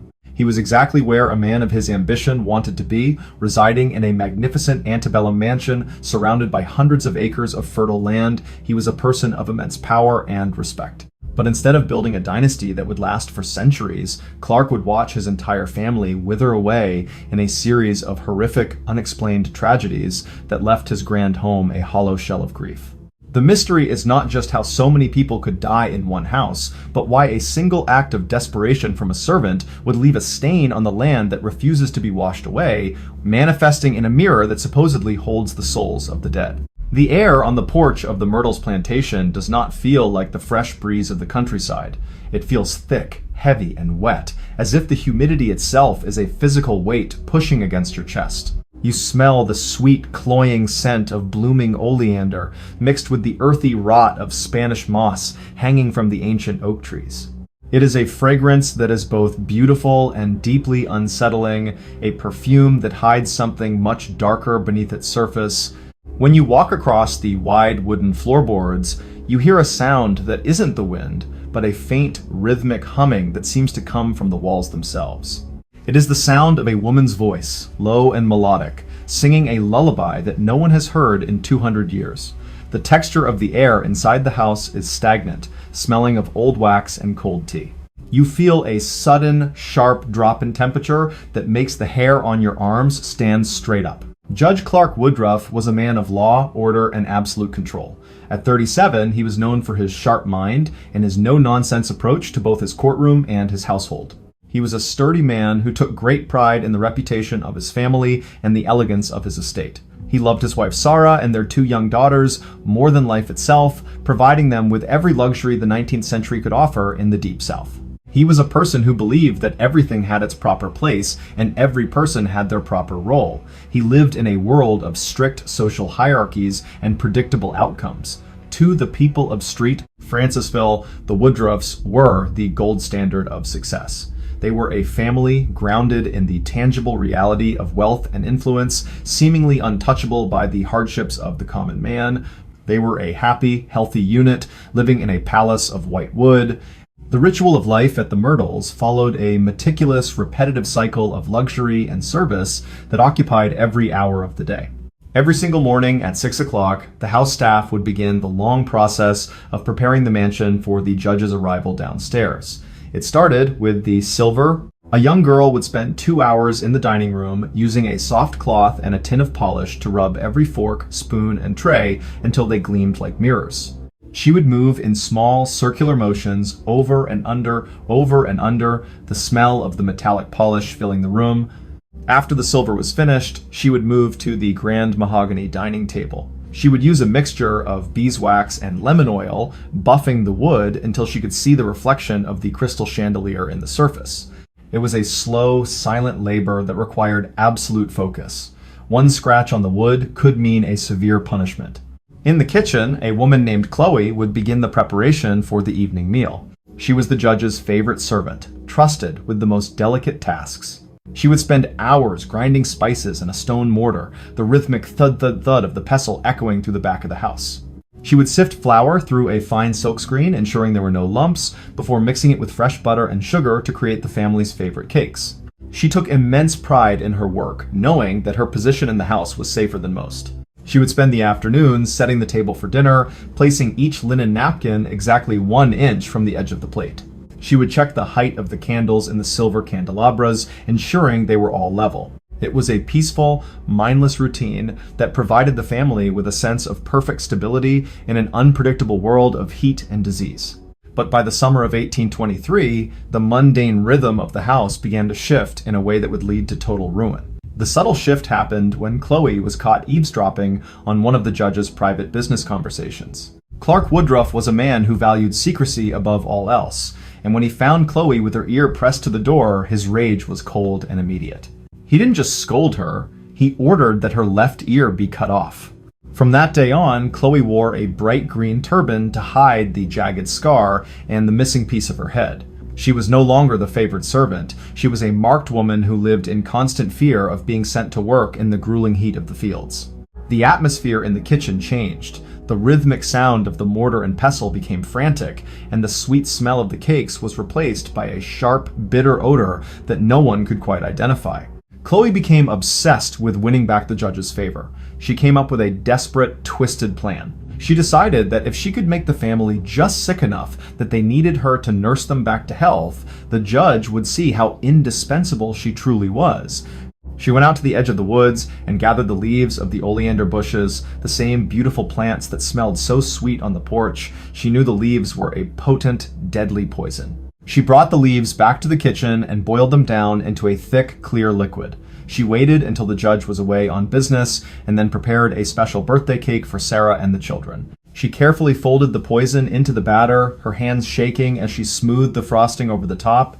She spent hours decorating the cake with fresh flowers, making it look like a masterpiece of Southern hospitality. She was certain her plan would work. You are Chloe, standing in that hot, dimly lit kitchen in 1823. You are wearing your green turban, and your head is throbbing with a dull, persistent pain. You see the cake sitting on the counter, looking perfect and innocent. You hear the laughter of the children in the next room, waiting for their treat. Your heart is slamming against your ribs, and your mouth is dry. You know that if you are caught, you will die. Do you take the cake to the table? Do you tell yourself that it is just a small dose, that they will only be sick for a few days? Or do you listen to the voice of reason that tells you that you are playing with a fire that will consume everyone in this house? Because here is the thing, Chloe couldn't stop herself. She was driven by a fear so deep it had warped her mind. She carried that cake into the dining room, sliced it with a silver knife, and watched as Sarah and the two girls ate every single bite. The bizarre reveal came within hours. The poison wasn't just a sick maker, it was a killer. Sarah and both of her daughters died in agony that night, their bodies contorted by the toxins in the oleander. The other slaves, terrified that the judge would punish the entire plantation for the crime, seized Chloe in the middle of the night. They dragged her to a massive oak tree near the water, put a rope around her neck, and hung her until she was dead. They then threw her body into the river, hoping to erase her existence from the land. But the energy of the tragedy was too strong to be buried. Shortly after the deaths, the house began to manifest signs of a haunting that has lasted for 2 centuries. The most famous is a large, ornate French mirror in the hallway. Despite being cleaned thousands of times, the mirror consistently shows the handprints of a woman and 2 small children behind the glass. The handprints are not on the surface, they are embedded in the silvering of the mirror itself. Many believe that when Sarah and her daughters died, their souls were trapped inside the glass, unable to move on because of the violence of their end. Visitors to the Myrtles report seeing a woman in a green turban wandering the grounds, her face a mask of eternal sorrow. The house has earned the reputation of being the most haunted home in the entire country. Judge Clark Woodruff never recovered from the loss of his family. He eventually moved away and died a broken man, but the Myrtles remained, a silent witness to a betrayal that destroyed a dynasty. The house stands today as a monument to the dark history of the South, a place where the past is never truly dead. It is a reminder that a single act of desperation can leave a mark on the world that can never be polished away, no matter how much silver you clean. The Myrtles plantation proved that a location can become a vessel for a sorrow that transcends time, anchoring spirits to the wood and stone of their final moments. But while the ghosts of Louisiana are tied to the land, there is a place where the hauntings are carried across the vast open ocean. It is a massive, elegant ship that was once the height of luxury, but now sits permanently docked in California, a floating city of the dead with 1,000 stories. Story 11. The Queen Mary, the Ghost of Door 13. In the summer of 1966, an 18-year-old man named John Petter was a man who had finally secured the job of a lifetime. He was a hard-working, ambitious young man with a bright future ahead of him in the Merchant Navy. He was exactly where he wanted to be, working as an oiler on the most famous and luxurious ocean liner in the world, the Queen Mary. He was a person who valued discipline and the rare chance to see the vast open world beyond his hometown. But instead of sailing toward a long and successful career at sea, John would find himself trapped in a split-second nightmare deep in the bowels of the ship that would end his life in a way that defies comprehension. The mystery is not just how he ended up in the path of a massive steel door, but why for decades after his death, he continues to be seen running toward that same door, his face a mask of eternal focus, as if he is still trying to win a race that he lost a lifetime ago. The air deep inside the engine room of the Queen Mary does not feel like the fresh, salty breeze of the Atlantic Ocean above. It feels thick, heavy, and hot, smelling of burnt diesel, hot grease, and the metallic tang of polished brass. You hear the constant, rhythmic thrumming of the massive turbines, a vibration that you feel in the soles of your feet and deep in your chest. It is a world of gears and steam, where the ceiling is low and the shadows are long and flickering. When you walk past the heavy, watertight doors, the sound of the machinery changes. It becomes a low, wet hiss, the sound of steam escaping from a valve that you cannot see. The temperature in this part of the ship is a constant 95 degrees Fahrenheit, making the sweat slick your skin and sting your eyes. You feel the grease on the handrails, a thin, oily film that never goes away. It is a sensory landscape of heat and noise, a place where the human body feels small. John Petter was a man who believed in the power of hard work and the importance of following orders. At 18, he was a lean, athletic young man who took immense pride in his uniform and his role on the ship. He was known for his quick smile and his ability to navigate the labyrinthine corridors of the Queen Mary with ease. He was a social person who enjoyed the camaraderie of the crew, sharing stories and laughs over cold drinks in the mess hall after a long shift. He was the kind of person who understood that every bolt and every valve was essential to the safety of the thousands of passengers sleeping in the luxury cabins above him. He found comfort in the mechanical certainty of his world, the way the gears meshed and the engines hummed. He was a happy, healthy young man who lived in a world of steel and ambition, seemingly invincible in the prime of his youth. He was a normal guy with a normal dream, just doing his job. The ritual of life in the engine room followed a meticulous, repetitive cycle of maintenance and inspection that occupied every hour of the day. Every single morning at 7 o'clock, John would begin the long process of checking the watertight doors. It started with the tracks. He would spend 2 hours in the narrow hallways using a stiff brush and a bucket of kerosene to scrub every inch of the metal grooves until they were free of any grit or debris that might stick. He would move in slow, deliberate motions, brushing back and forth, the smell of the kerosene filling his lungs. After the tracks were cleaned, he would move to the heavy hydraulic seals. He would use a clean white cloth and a tub of industrial grease, applying a thin, even layer to the rubber gaskets. He had to be careful not to use too much, or the seal wouldn't seat properly. It was a slow, silent labor that required his absolute, undivided attention. In the afternoon, the crew would conduct the safety drills. This was the part of the job that John found most exciting. He would stand at his station and wait for the signal from the bridge. When the alarm sounded, a series of bells that echoed through the metal corridors, John would watch as the massive 2-ton steel doors began to slide shut.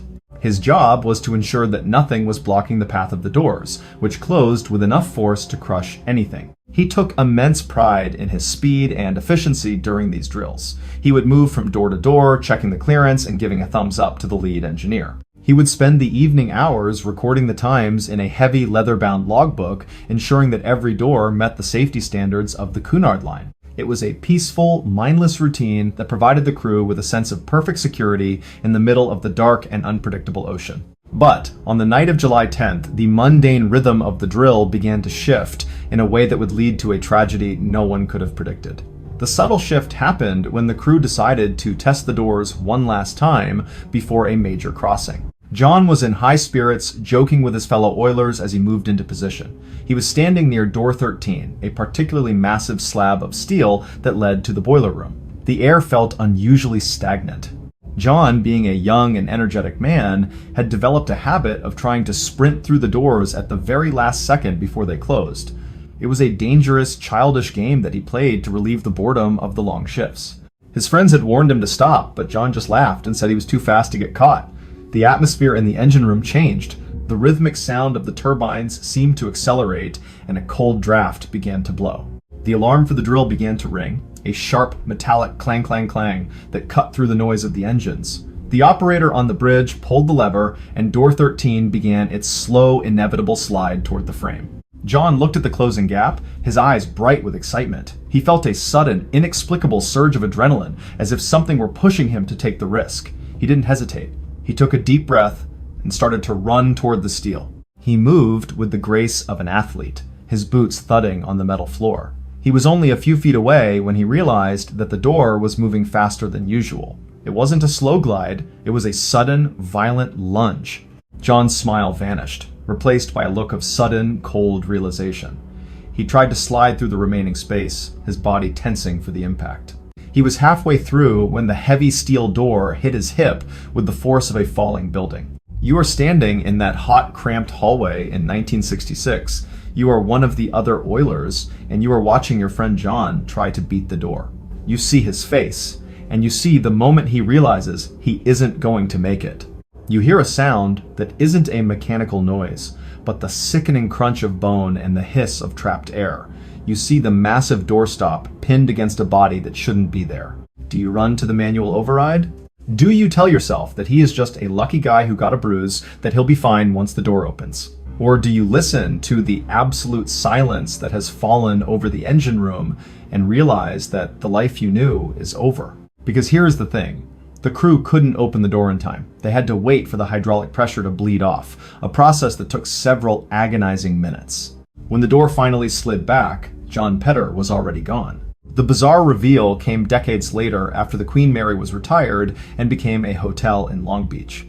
Guests and paranormal investigators began to report seeing a young man in blue coveralls running toward door 13 in the middle of the night. He doesn't look like a ghost. He looks like a solid, living person.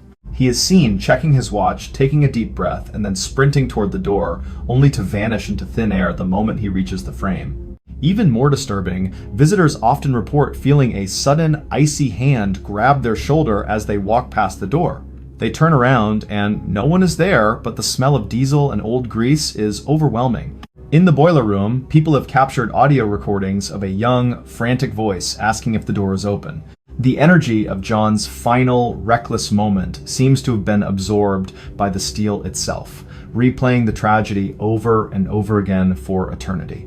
Today, Door 13 is one of the most famous locations on the ship, often referred to as the most haunted spot in California. People travel from all over the world to stand in the path of the door and wait for a sign from Half-Hatch Harry, as the crew now calls him. The atmosphere remains one of heavy, focused dread. Many report seeing a shadow in the corner of their eye, a young man with a thick beard and a wide smile, watching the drills with a look of longing. John Petter was a man who died because of a moment of youthful arrogance, but his spirit remains a permanent part of the ship he loved so much. He is a reminder that the choices we make in a split second can echo through the decades, anchoring us to a world that has moved on without us. The Queen Mary is a floating city of the dead, where the boundary between the past and the present is as thin as a sheet of steel, and the engines never truly stop turning. The Queen Mary proved that a massive, elegant machine can hold on to the memories of those who lived and died within its metal walls, carrying them across the threshold of time. But while the ghosts of the ocean are tied to a ship that traveled the world, there is a place in the heart of California where the hauntings are tied to a house that was never meant to be finished. A house of 38 years of constant construction, built to appease a different kind of spirit. Story 12, The Winchester Mystery House. In 1884, a wealthy widow named Sarah Winchester was a woman who possessed a fortune that most people could not even fathom. She was the heir to the Winchester Repeating Arms Company, receiving a daily income of $1,000, which in today's money is a staggering amount of wealth. She was exactly where a woman of her status was expected to be, living in a world of fine lace, grand social circles, and the absolute security that only millions of dollars can provide. But instead of enjoying her riches in a quiet coastal estate, Sarah would spend the next 38 years of her life in a state of perpetual, frantic construction on a house that was never meant to be finished. She would employ a crew of carpenters to work 24 hours a day, 7 days a week, creating a sprawling, nonsensical maze of stairs that lead to ceilings and doors that open to 30-foot drops. The mystery is why a brilliant woman would build a trap for ghosts. The first thing that hits you when you approach the house in San Jose is the sound. It is not the sound of a home, but the sound of a factory. It is a constant, deafening rhythm of 100 hammers hitting nails at once, a percussive roar that has not stopped for 3 decades. You smell the sharp, clean scent of freshly cut redwood and the heavy, sweet aroma of linseed oil and turpentine. The air is thick with a fine, white sawdust that coats your clothes and tickles your throat. As you step inside, the sensory experience becomes a dizzying puzzle. You feel the cool, polished brass of a doorknob under your hand, but when you turn it, the door opens to a solid brick wall. You hear the distant, muffled voices of workmen in the walls, their saws humming like giant insects.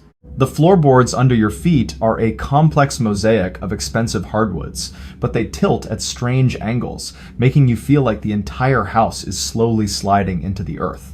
Sarah Winchester was a woman of deep intellect and even deeper sorrow. Before the darkness took hold, she was known as the Belle of New Haven, a woman who spoke 4 languages and played the piano with a grace that left audiences in tears. She was married to William Wirt Winchester, the son of the man who created the rifle that won the West. They were a golden couple, grounded in the reality of high society and the tangible success of the American Industrial Revolution. They had a beautiful daughter named Annie, and for a short time, Sarah lived in a world of absolute sun-drenched normalcy. She loved the smell of the ocean air in Connecticut and the sound of her daughter's laughter in the nursery. She was a person who appreciated the finer details of life, from the intricate patterns in a piece of Tiffany glass to the precise mechanical engineering of her husband's family business. She was happy, healthy, and entirely rational. The ritual of construction began on a Tuesday morning in 1884 after Sarah consulted a medium in Boston. The medium told her that the spirits of everyone killed by a Winchester rifle were seeking revenge, and the only way to stay safe was to build a house that would never be completed. Sarah took this advice to heart and never looked back. Every single morning at 7 o'clock, she would meet with her head foreman to review the plans for the day. She didn't use an architect. She drew the plans herself on scraps of paper and napkins, her handwriting quick and urgent. She would spend hours walking through the existing rooms, pointing at a wall and ordering it to be torn down by noon. She would then watch as the carpenters built a new hallway in its place, one that twisted and turned for no apparent reason. She took pride in the complexity of the work, the way the house grew like a living, breathing organism. In the afternoon, the crew would move to the newest wing of the house. Sarah would stand on a makeshift platform, her black mourning veil fluttering in the breeze, and watch as they installed one of the 47 fireplaces. She insisted that every single piece of wood be sanded until it was as smooth as glass. She would run her gloved hand along the banisters, checking for the slightest imperfection. It was a slow, deliberate labor that occupied every minute of her life. She would spend the evening hours in the kitchen, ordering vast quantities of supplies for the men. She made sure they were fed the best food, believing that a well-fed crew would work faster and more precisely.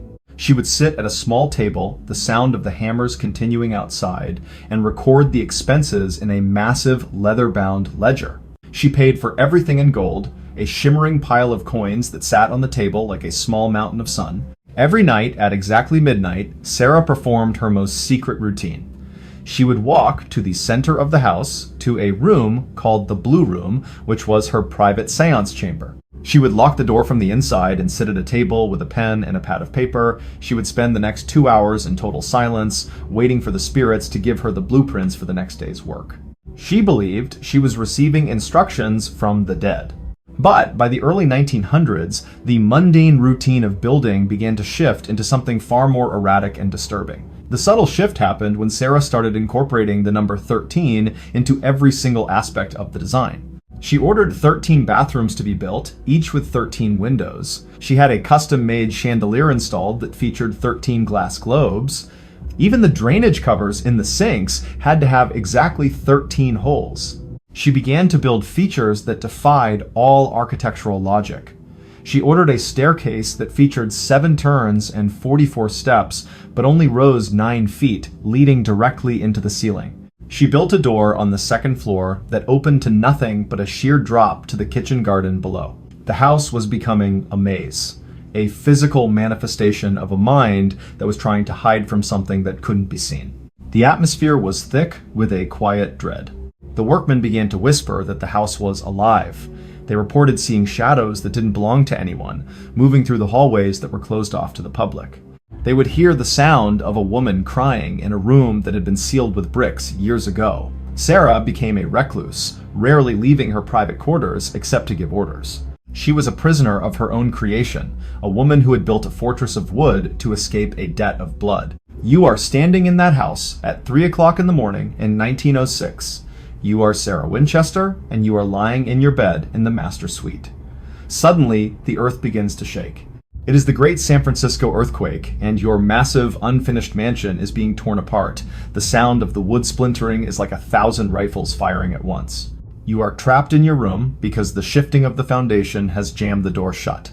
You are surrounded by the gold-plated fixtures and the expensive silk wallpaper, but none of it can help you now. You feel the ceiling beginning to sag, and the sound of the hammers has finally, for the first time in 22 years, gone silent. Do you call out for help, knowing that your servants are trapped in the maze of hallways you created? Do you pray to the God you once knew, or do you apologize to the spirits you have spent your life trying to confuse? Sarah didn't die that night, but she took the earthquake as a sign. She believed the spirits were angry because she had spent too much time on the front of the house. She ordered the front 30 rooms to be boarded up and never touched again. She moved her bedroom to a different part of the house every single night to keep the ghosts from finding her. She spent the rest of her life in the shadows, a tiny woman in black, lost in a house of 160 rooms. The bizarre reveal came after Sarah died in 1922. When the new owners tried to map the house, they discovered that it was even more complex than they imagined. They found a secret room behind a wardrobe that contained nothing but a single, expensive Winchester rifle and a lock of hair from a child.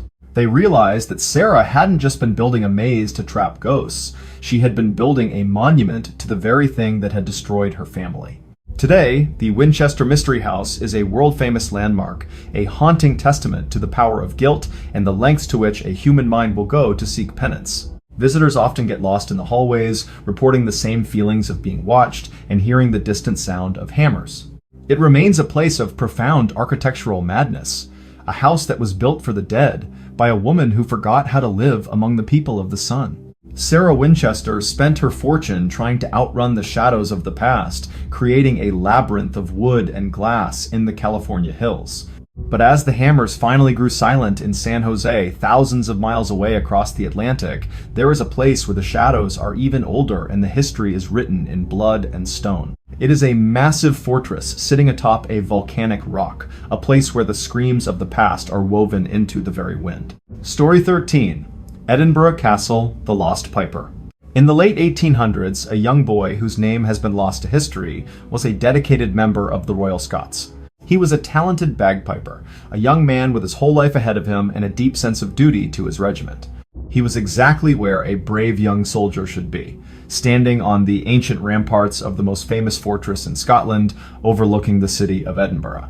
He was a person who understood music, tradition, and the solid reality of the stone walls around him. But instead of playing his pipes for the crowds on the Royal Mile, this boy would be sent deep into a hidden network of tunnels beneath the castle, tasked with playing his music so those above could track his path through the earth.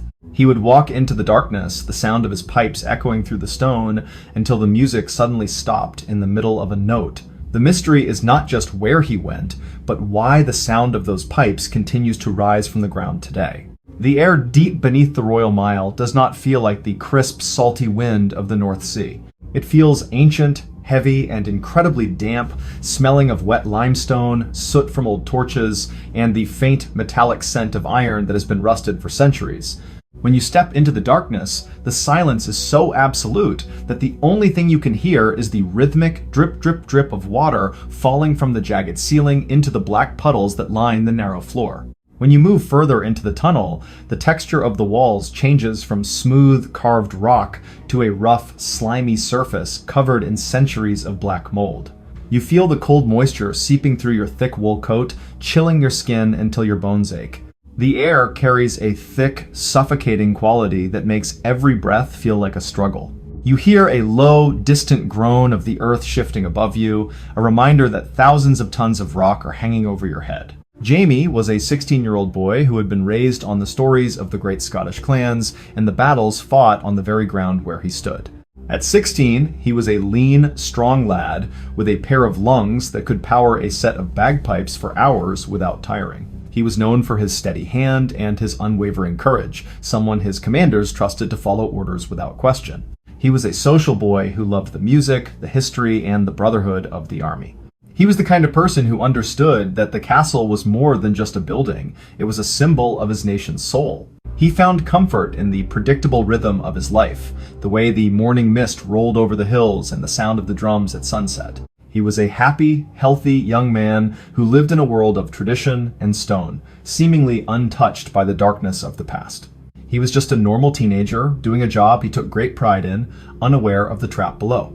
The ritual of his preparation followed a meticulous, repetitive cycle of care and maintenance that occupied his early morning hours. Every single morning at 5 o'clock, Jamie would begin the long process of tuning his pipes. It started with the reeds.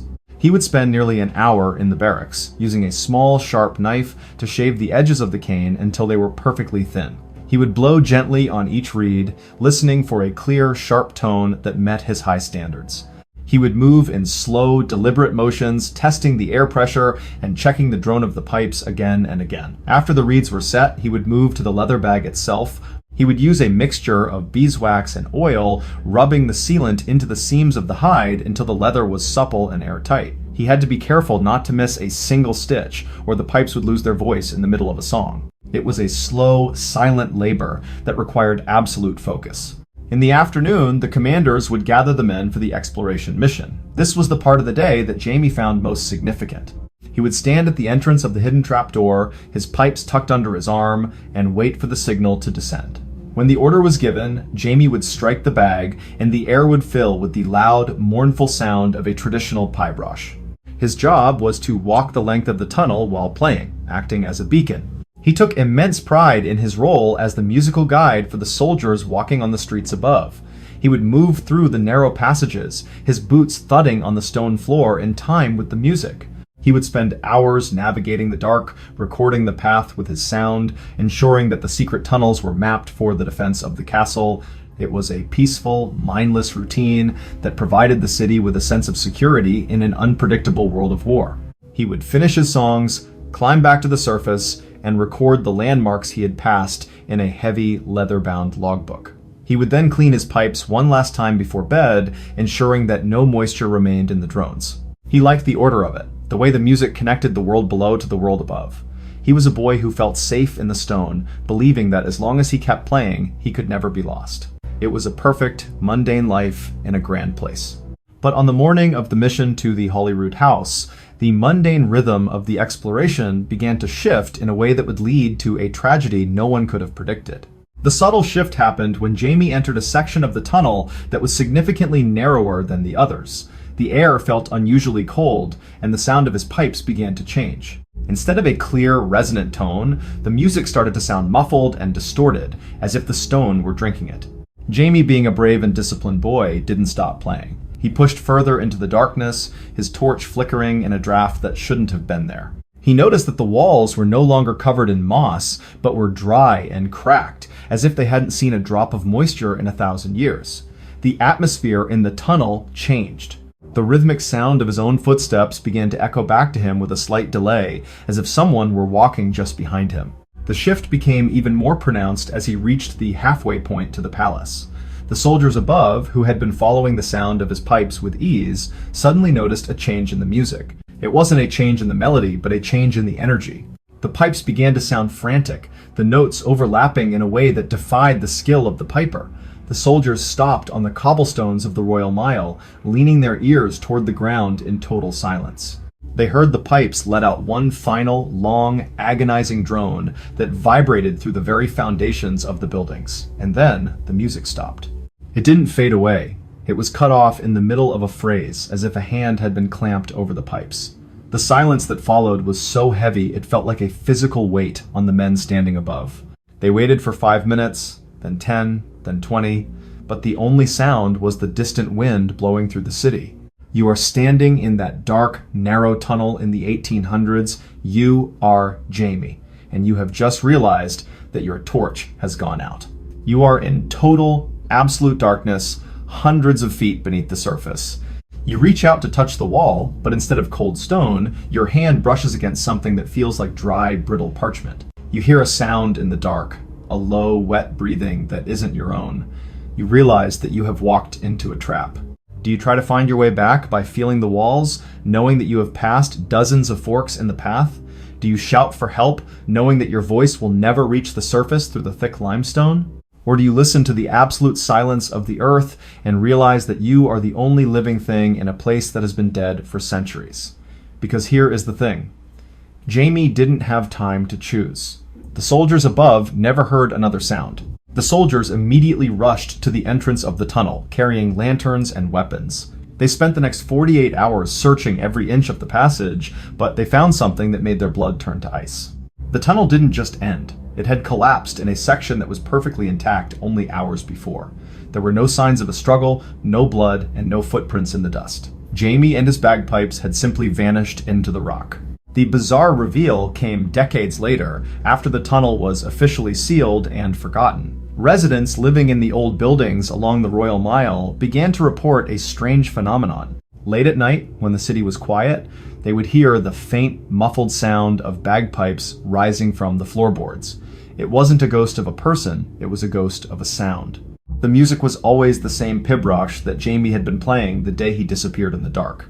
Even more disturbing, people began to claim that if you listened closely, you could hear the sound of the pipes moving. The music would start under the castle and slowly travel down the length of the Royal Mile, stopping exactly where the tunnel was supposed to end at Holyrood House. It was as if Jamie were still performing his duty, still mapping the darkness for a regiment that no longer existed. The energy of his final, terrifying moment had been etched into the stone. Today, the Lost Piper is one of the most famous legends of Edinburgh Castle, a haunting reminder of the secrets that lie beneath the feet of the living. Paranormal investigators have recorded the sound of the pipes in the lower vaults, a haunting melody that has no physical source. Visitors reporting a sudden icy draft and the sensation of a small hand reaching out from the shadows. The boy who was lost in the stone has become a permanent part of the city. Jamie was a boy who died because he followed his orders into a darkness he didn't understand, but his music remains a haunting echo of a life cut short by the mystery of the earth. He is a reminder that the world below us is just as vast and dangerous as the world above, and that some tunnels are never meant to be explored. Edinburgh Castle stands as a monument to a history written in blood, where the ghosts of the past are never truly silent in the deep night. The Lost Piper proved that the stone of an ancient city can hold on to a sound that refuses to die, anchoring a soul to the very paths they once walked. But as the phantom bagpipes continue to echo beneath the streets of Scotland, thousands of miles away in the rolling hills of Kentucky, there is a place where the tunnels were built for a different kind of darkness. It is a massive sanatorium where the tunnels weren't meant for soldiers, but for the bodies of the dead. Story 14, Waverly Hills Sanatorium, the Death Tunnel. In 1926, a 24-year-old nurse named Mary Hill was exactly where she felt she was called to be. She was a compassionate, tireless young woman who had dedicated her life to fighting the most terrifying silent killer of the early 20th century. She was exactly where a hero should be, working at the massive Gothic-style Waverly Hills Sanatorium in Louisville, Kentucky. She was a person who understood the weight of a fever, the sound of a cough, and the absolute reality of death that surrounded her every single day. But instead of finding a place of healing, Mary would find herself walking through a massive 5-story nightmare where the cure was often as brutal as the disease itself. She would spend her nights in a building where thousands of people would check in, but only a fraction would ever check out through the front door. The mystery is not just why so many died, but why a dedicated nurse would eventually be found hanging from a light fixture in room 502, a place that even the most hardened doctors refuse to enter alone. The air inside the solariums of Waverly Hills does not feel like the fresh, clean Kentucky breeze it was designed to capture. It feels sterile, sharp, and biting, smelling of industrial-strength bleach, wet limestone, and the faint, sweet scent of decaying lungs. When you stand on the open-air porch in the middle of a January night, the wind does not just whistle, it carries a heavy, rhythmic wheeze that seems to come from the very bricks of the building. It is a world of white sheets, cold iron, and the constant echoing sound of a heavy gurney. When you move into the long, dark hallway on the 4th floor, the texture of the world changes. You feel the cold moisture of the condensation dripping from the ceiling, landing on your neck with a shock that feels like a ghost's touch. The air carries a thick, metallic quality that tastes like blood in the back of your throat. You hear a distant, hollow thud from the bottom of a 500-foot concrete tunnel, a sound that vibrates through the floorboards and into your very bones. It is a sensory warning that this place has seen too much pain. Mary Hill was a woman of unwavering faith and professional discipline. At 24, she was a senior nurse who had spent 4 years watching the White Plague of tuberculosis tear through families in the Ohio Valley. She was known for her calm hands and her ability to comfort patients who knew their time was short. She was a social woman who found strength in her fellow nurses, sharing stories of hope during their brief meal breaks in the cafeteria. She was a person who saw the beauty in service and the dignity in the fight for life.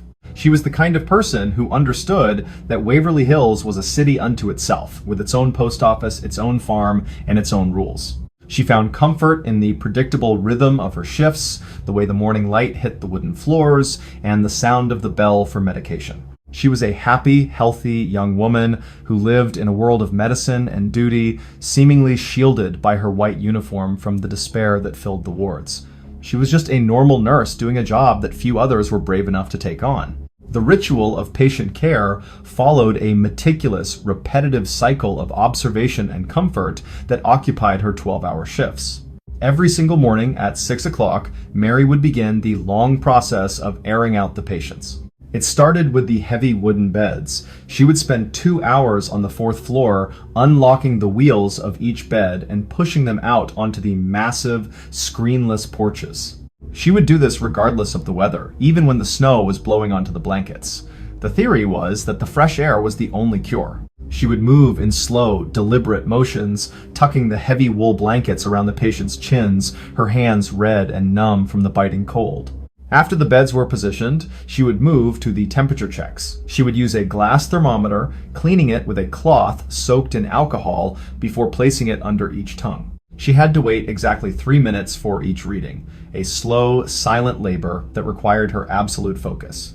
She would record the numbers in a leather ledger, noting every spike in fever with a steady, practiced hand. In the afternoon, Mary would begin the nutrition rounds. This was the part of the day that she found most rewarding. She would carry heavy metal trays of warm broth and fresh bread to the bedside of each patient. She would sit with them, spoon-feeding those who were too weak to lift their own arms. She would spend hours listening to their stories about the lives they had left behind in the city. She took pride in her role as their only connection to the world outside the stone walls. It was a peaceful, mindless routine that provided a sense of order. She would finish her rounds, wash her hands until they were raw, and prepare for the evening shift change. She would spend the final hour of her day cleaning the medical instruments, using a small brush to scrub the metal trays until they were free of any stains.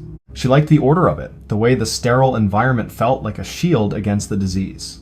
She was a nurse who felt safe in her duty, believing that as long as she followed the protocols, she could protect her patients and herself. It was a perfect, mundane life in a place of great sorrow. But by the winter of 1928, the mundane rhythm of the hospital began to shift in a way that would lead to a tragedy that still haunts the hills of Kentucky. The subtle shift happened when Mary was assigned to the 5th floor, the ward for the most mentally disturbed tuberculosis patients. The air felt unusually stagnant up there, and the sound of the wind in the trees seemed to change. Instead of a natural rustle, it sounded like thousands of people whispering her name at once. She began to find things in room 502 that were not right. Mary, being a rational woman of science, tried to ignore the feeling. But she started finding the medical supplies in the room rearranged. She would set a tray of bandages on the table, turn her back for a second, and find them scattered across the floor. She noticed that the shadows in the corner of the room didn't move with the sun. They stayed fixed and dark, even when she turned on the overhead lights. The atmosphere in room 502 changed. The rhythmic sound of her own footsteps began to echo back to her with a heavy, wet delay. The shift became even more pronounced during the night shifts. Other nurses began to report seeing a dark, tall figure they called the Creeper crawling along the ceilings of the hallways. Mary, however, was focused on the sounds coming from the 5th floor when it was supposed to be empty. She would hear the sound of a heavy wooden chair dragging across the floor above her head, a slow, screeching sound that went on for hours. She began to look pale, her eyes sunken and her hands shaking so much she could no longer hold the thermometer steady. One night, a young orderly was tasked with taking a body down the death tunnel. This was a 500-foot concrete chute designed to move the deceased out of sight of the living patients so they wouldn't lose hope. The orderly was halfway down the incline, pushing the heavy metal gurney, when he felt a sudden, powerful resistance. It wasn't a mechanical failure. It felt like a pair of cold, invisible hands had grabbed the front of the gurney and were pushing back. He looked into the darkness and saw a woman in a nurse's uniform standing in the middle of the chute. You are standing in that dark, cold concrete tunnel in the middle of the night. You are that orderly, and you are staring at a figure that shouldn't be there. The woman is wearing a crisp white cap, but her face is a mask of pure, unadulterated grief. She doesn't say a word. She just stares at you with eyes that look like empty holes. You hear a sound from behind you, a low, wet cough that echoes through the tunnel. You realize that you are in a place where the dead are not just passing through, but are staying. You are paralyzed by a fear that defies all logic. Do you leave the gurney and run back up the 500 feet of concrete toward the light? Do you tell yourself that it is just a trick of the shadows and the exhaustion of a double shift? Or do you listen to the absolute silence of the tunnel and realize that the woman in front of you is Mary Hill and she has been dead for 3 hours? Because here is the thing. The orderly didn't wait to find out. He ran. When they finally went down into the tunnel with flashlights, the gurney was empty. They found the body of the patient 100 feet away, neatly tucked into a bed. The bizarre reveal came when they searched the hospital for Mary. They found her in room 502. She wasn't treating a patient. She was hanging from a light fixture by a length of medical gauze, her body swaying slowly in a draft that shouldn't have been there. There was no suicide note, no history of depression, and no explanation for why a woman who loved life so much would end it in such a violent way. Even more disturbing, a second nurse would jump from the window of that same room only a few years later, claiming that the room told her to do it. The death tunnel at Waverly Hills became a symbol of the massive loss of life that occurred within those walls. Historians estimate that as many as 63,000 people died at the sanatorium during its operation. The energy of all that suffering was absorbed by the concrete and the stone, creating a location so haunted that it is now world famous. Paranormal investigators have recorded voices in the tunnel begging for the doors to be opened, and the shadow of the Creeper is still seen by visitors who dare to walk the 5th floor after the sun goes down. Today, Waverly Hills stands as a hulking, silent monument to a time of medical desperation and human resilience. It is a place where the barrier between the past and the present is virtually non-existent. Visitors report seeing a small boy named Timmy playing with a ball in the hallways and hearing the rustle of a nurse's uniform in room 502. The atmosphere remains one of heavy, stagnant sorrow, a reminder that some buildings hold on to the pain of their inhabitants long after the last patient has been carried out through the tunnel. Mary Hill was a woman who gave her life to help others, but in the end, the darkness of Waverly Hills took her for its own. She is a reminder that even the strongest light can be swallowed by a shadow if the shadow is deep enough. The sanatorium remains a place where the ghosts of the White Plague still wait for a cure that never came. It is a house of thousands of souls, forever anchored to the hills of Kentucky, where the silence is never truly empty and the wind always sounds like a cough. Waverly Hills proved that a massive structure built for healing can become a fortress of despair, trapping the energy of thousands in its long, cold hallways. But as the shadows continue to crawl along the ceilings of the sanatorium, half a country away in a quiet town in Iowa, there is a house that holds a much more intimate kind of horror. It is not a massive hospital, but a small white frame house where an entire family was slaughtered in their sleep. A place where the terror didn't come from a disease, but from a man with an axe who was never caught. Story 15. The Villisca Axe Murder House.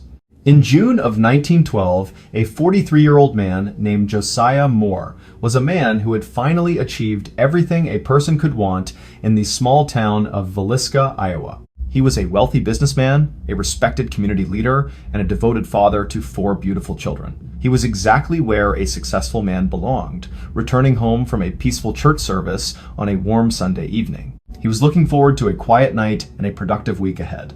But instead of waking up to a Monday morning breakfast, Josiah and his entire family, along with 2 young guests, would be found slaughtered in their beds, victims of an unknown assailant who had been hiding in their attic for hours. The mystery is not just who held the axe, but why the killer stayed in the house after the deed was done to cover every mirror with cloth. Josiah went to sleep in a fortress of normalcy and woke up in a nightmare that never truly ended.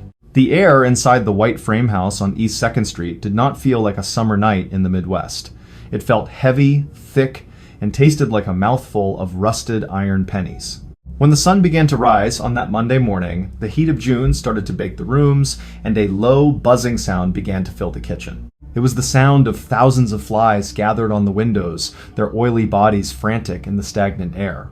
It was a silent, suffocating house. You could not smell the morning coffee or the scent of damp grass from the yard. Instead, there was a cloying, sweet rot that hung in the hallway, a scent that made your stomach churn before you even stepped through the door. The texture of the air was greasy, sticking to your skin like a layer of invisible soot. You hear the floorboards groan, not from footsteps, but from the house settling into a new, horrific reality. The silence of the house was absolute and terrifying. Josiah Moore was a man of action and reputation. At 43, he was the owner of one of the most successful implement companies in Iowa. He was a tall, sturdy man who knew the name of everyone in town and was known for his fair deals and his deep love for his wife, Sarah.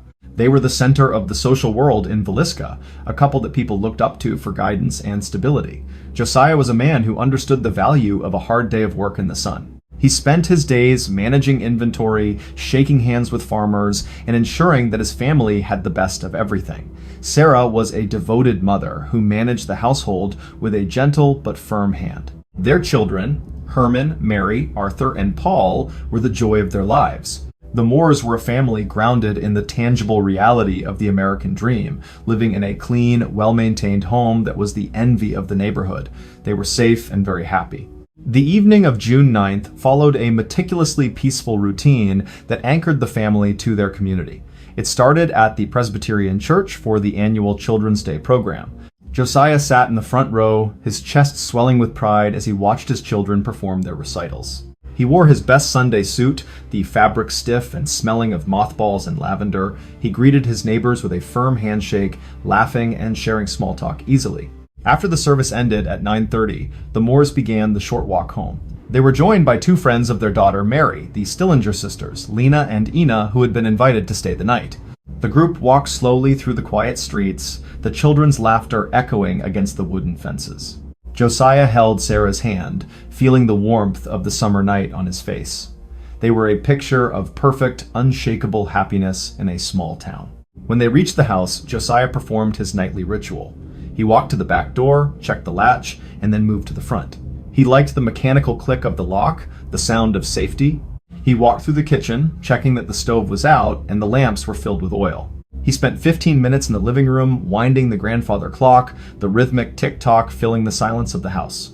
It was his quiet time of the night. He then headed upstairs, checking on the children one by one. He adjusted the blankets on Arthur and Paul, his youngest sons, and whispered a quick goodnight to Herman and Mary. He felt the soft cotton of their pajamas and the warmth of their breathing. Finally, he joined Sarah in the master bedroom. He took off his shoes, placing them side by side at the foot of the bed. He blew out the kerosene lamp, watching the smoke curl into the dark. It was a normal night. Downstairs, the Stillinger sisters settled into the guest bedroom on the first floor. They whispered for a few minutes about the church program, their voices soft and drowsy. They arranged their pillows exactly the way they liked them, the scent of the fresh linen comforting them in the unfamiliar room. They were 8 people in a safe house, protected by locks and the reputation of a good man. They were all asleep by 11 o'clock, resting for the day to come. But while the family slept, the air in the attic was changing. The subtle shift happened at midnight. A man who had been hiding in the crawl space for hours began to move. He did not make a loud noise. He moved with the predatory grace of someone who had practiced this moment. He heard the rhythmic breathing of the family below, a sound that should have been a sign of peace, but to him, it was a countdown. He felt the cold steel of the heavy axe in his right hand. He noticed a small, irregular creak in the floorboard above Josiah's room. It was not the sound of a house settling, it was the sound of a weight shifting. A single drop of oil from the axe fell onto the attic floor with a tiny wet splat. The smell of a strange, cheap tobacco began to waft down the stairs, a scent that Josiah's dog noticed but did not bark at. The atmosphere in the house was no longer one of safety, it was one of impending and horrific violence. You are Josiah Moore, and you are dreaming of the hardware store. Suddenly, you are awake. Your heart is not just beating, it is thumping in your ears like a drum. The room is pitch black, but you feel a presence at the foot of your bed. The air is freezing, despite the June heat outside. You try to reach for Sarah, but your arm feels like it weighs 1,000 pounds. You hear a sound, a low, rhythmic breathing that is not your own. It is coming from the shadow. You try to blink the sleep from your eyes, your mind racing to find a logical explanation. Is it one of the kids? Did Herman have a nightmare? But the shadow is too tall, too wide. You feel a sudden, sharp draft of air as something heavy is lifted above you. Your throat goes dry, and you try to shout, but no sound comes out. You are paralyzed by a primal fear that you have never known. You see a flash of cold light on steel, and then everything goes white. You are standing in that dark bedroom in 1912. You are a successful man with a family to protect. You hear a sound in the dark, and you know something is wrong. Do you jump out of bed and tackle the shadow, hoping your strength is enough? Do you try to hide under the blankets, praying it is just a dream? Or do you realize that the person in the room has been watching you sleep for hours and has already made the choice for you and your family? Because here is the thing. Josiah did not have a second to choose. The killer had been in the attic, watching and waiting, calculating every move. The choice was made the moment that axe was lifted. You are looking at a man who did everything right, who locked his doors and loved his family, and yet the darkness found a way in. How do you reconcile a world where a church program ends in a slaughterhouse? It is a question that the town of Villisca still asks. The bizarre reveal came at 7:30 the next morning. A neighbor named Mary Peckham noticed that the Moore house was unusually quiet. The chores had not been started, and the children were not playing in the yard. She knocked on the door, but there was no answer. When the local marshal arrived and forced his way inside, he found a scene of absolute calculated carnage. Every single person in the house had been killed with the blunt end of a heavy axe. But it was not just the murders that were horrifying. It was what the killer did afterward. Every mirror in the house had been covered with clothing or towels. The killer had even taken a 4-pound slab of bacon from the icebox, wrapped it in a towel, and left it on the floor next to the axe. He had wandered through the house for hours after the family was dead, washing his hands in a basin and even eating a meal while the 8 bodies lay cold in their beds. The Villisca axe murders were never solved. Despite dozens of suspects and a grand jury investigation, the house still stands today, a dark museum that people visit from all over the world. They report seeing the shadows of children and hearing the sound of an axe hitting wood. The energy of that night is still trapped in the walls, a reminder of a crime so brutal it changed the town forever. Villisca is a place where the sun never truly feels warm or safe. The house in Iowa proved that evil can walk through a locked door and wait in the dark for the perfect moment. But as the shadows of Villisca continue to haunt the American heartland, thousands of miles away in the desert of Rajasthan, India, there is a place where an entire city was abandoned in a single night. It is a massive stone fortress where the gates are locked at sunset by the government because the spirits of the past refuse to leave the ruins. Welcome to the Bunger Fort, where a curse from a sorcerer turned a thriving kingdom into a wasteland of stone. In this place, the rules of the living do not apply after the moon rises, and those who stay behind to find the truth often find themselves becoming part of the legend. The darkness of Villisca was intimate and personal, but the darkness of Bungar is ancient and vast, waiting for the next person to walk through its forbidden gates in the dead of night. And that's the story for today. If you've stayed with us all the way to this moment, I just want to say thank you so much. The community of fans around MrBallen is what truly makes these strange, mysterious, and unforgettable stories possible. Your support, your views, your comments, and your curiosity are the reason these stories continue to be told. If you enjoy stories that are strange, dark, and mysterious yet true, don't forget to follow the channel so you won't miss the next video. Thank you for watching, thank you for being part of this community, and I'll see you in the next story.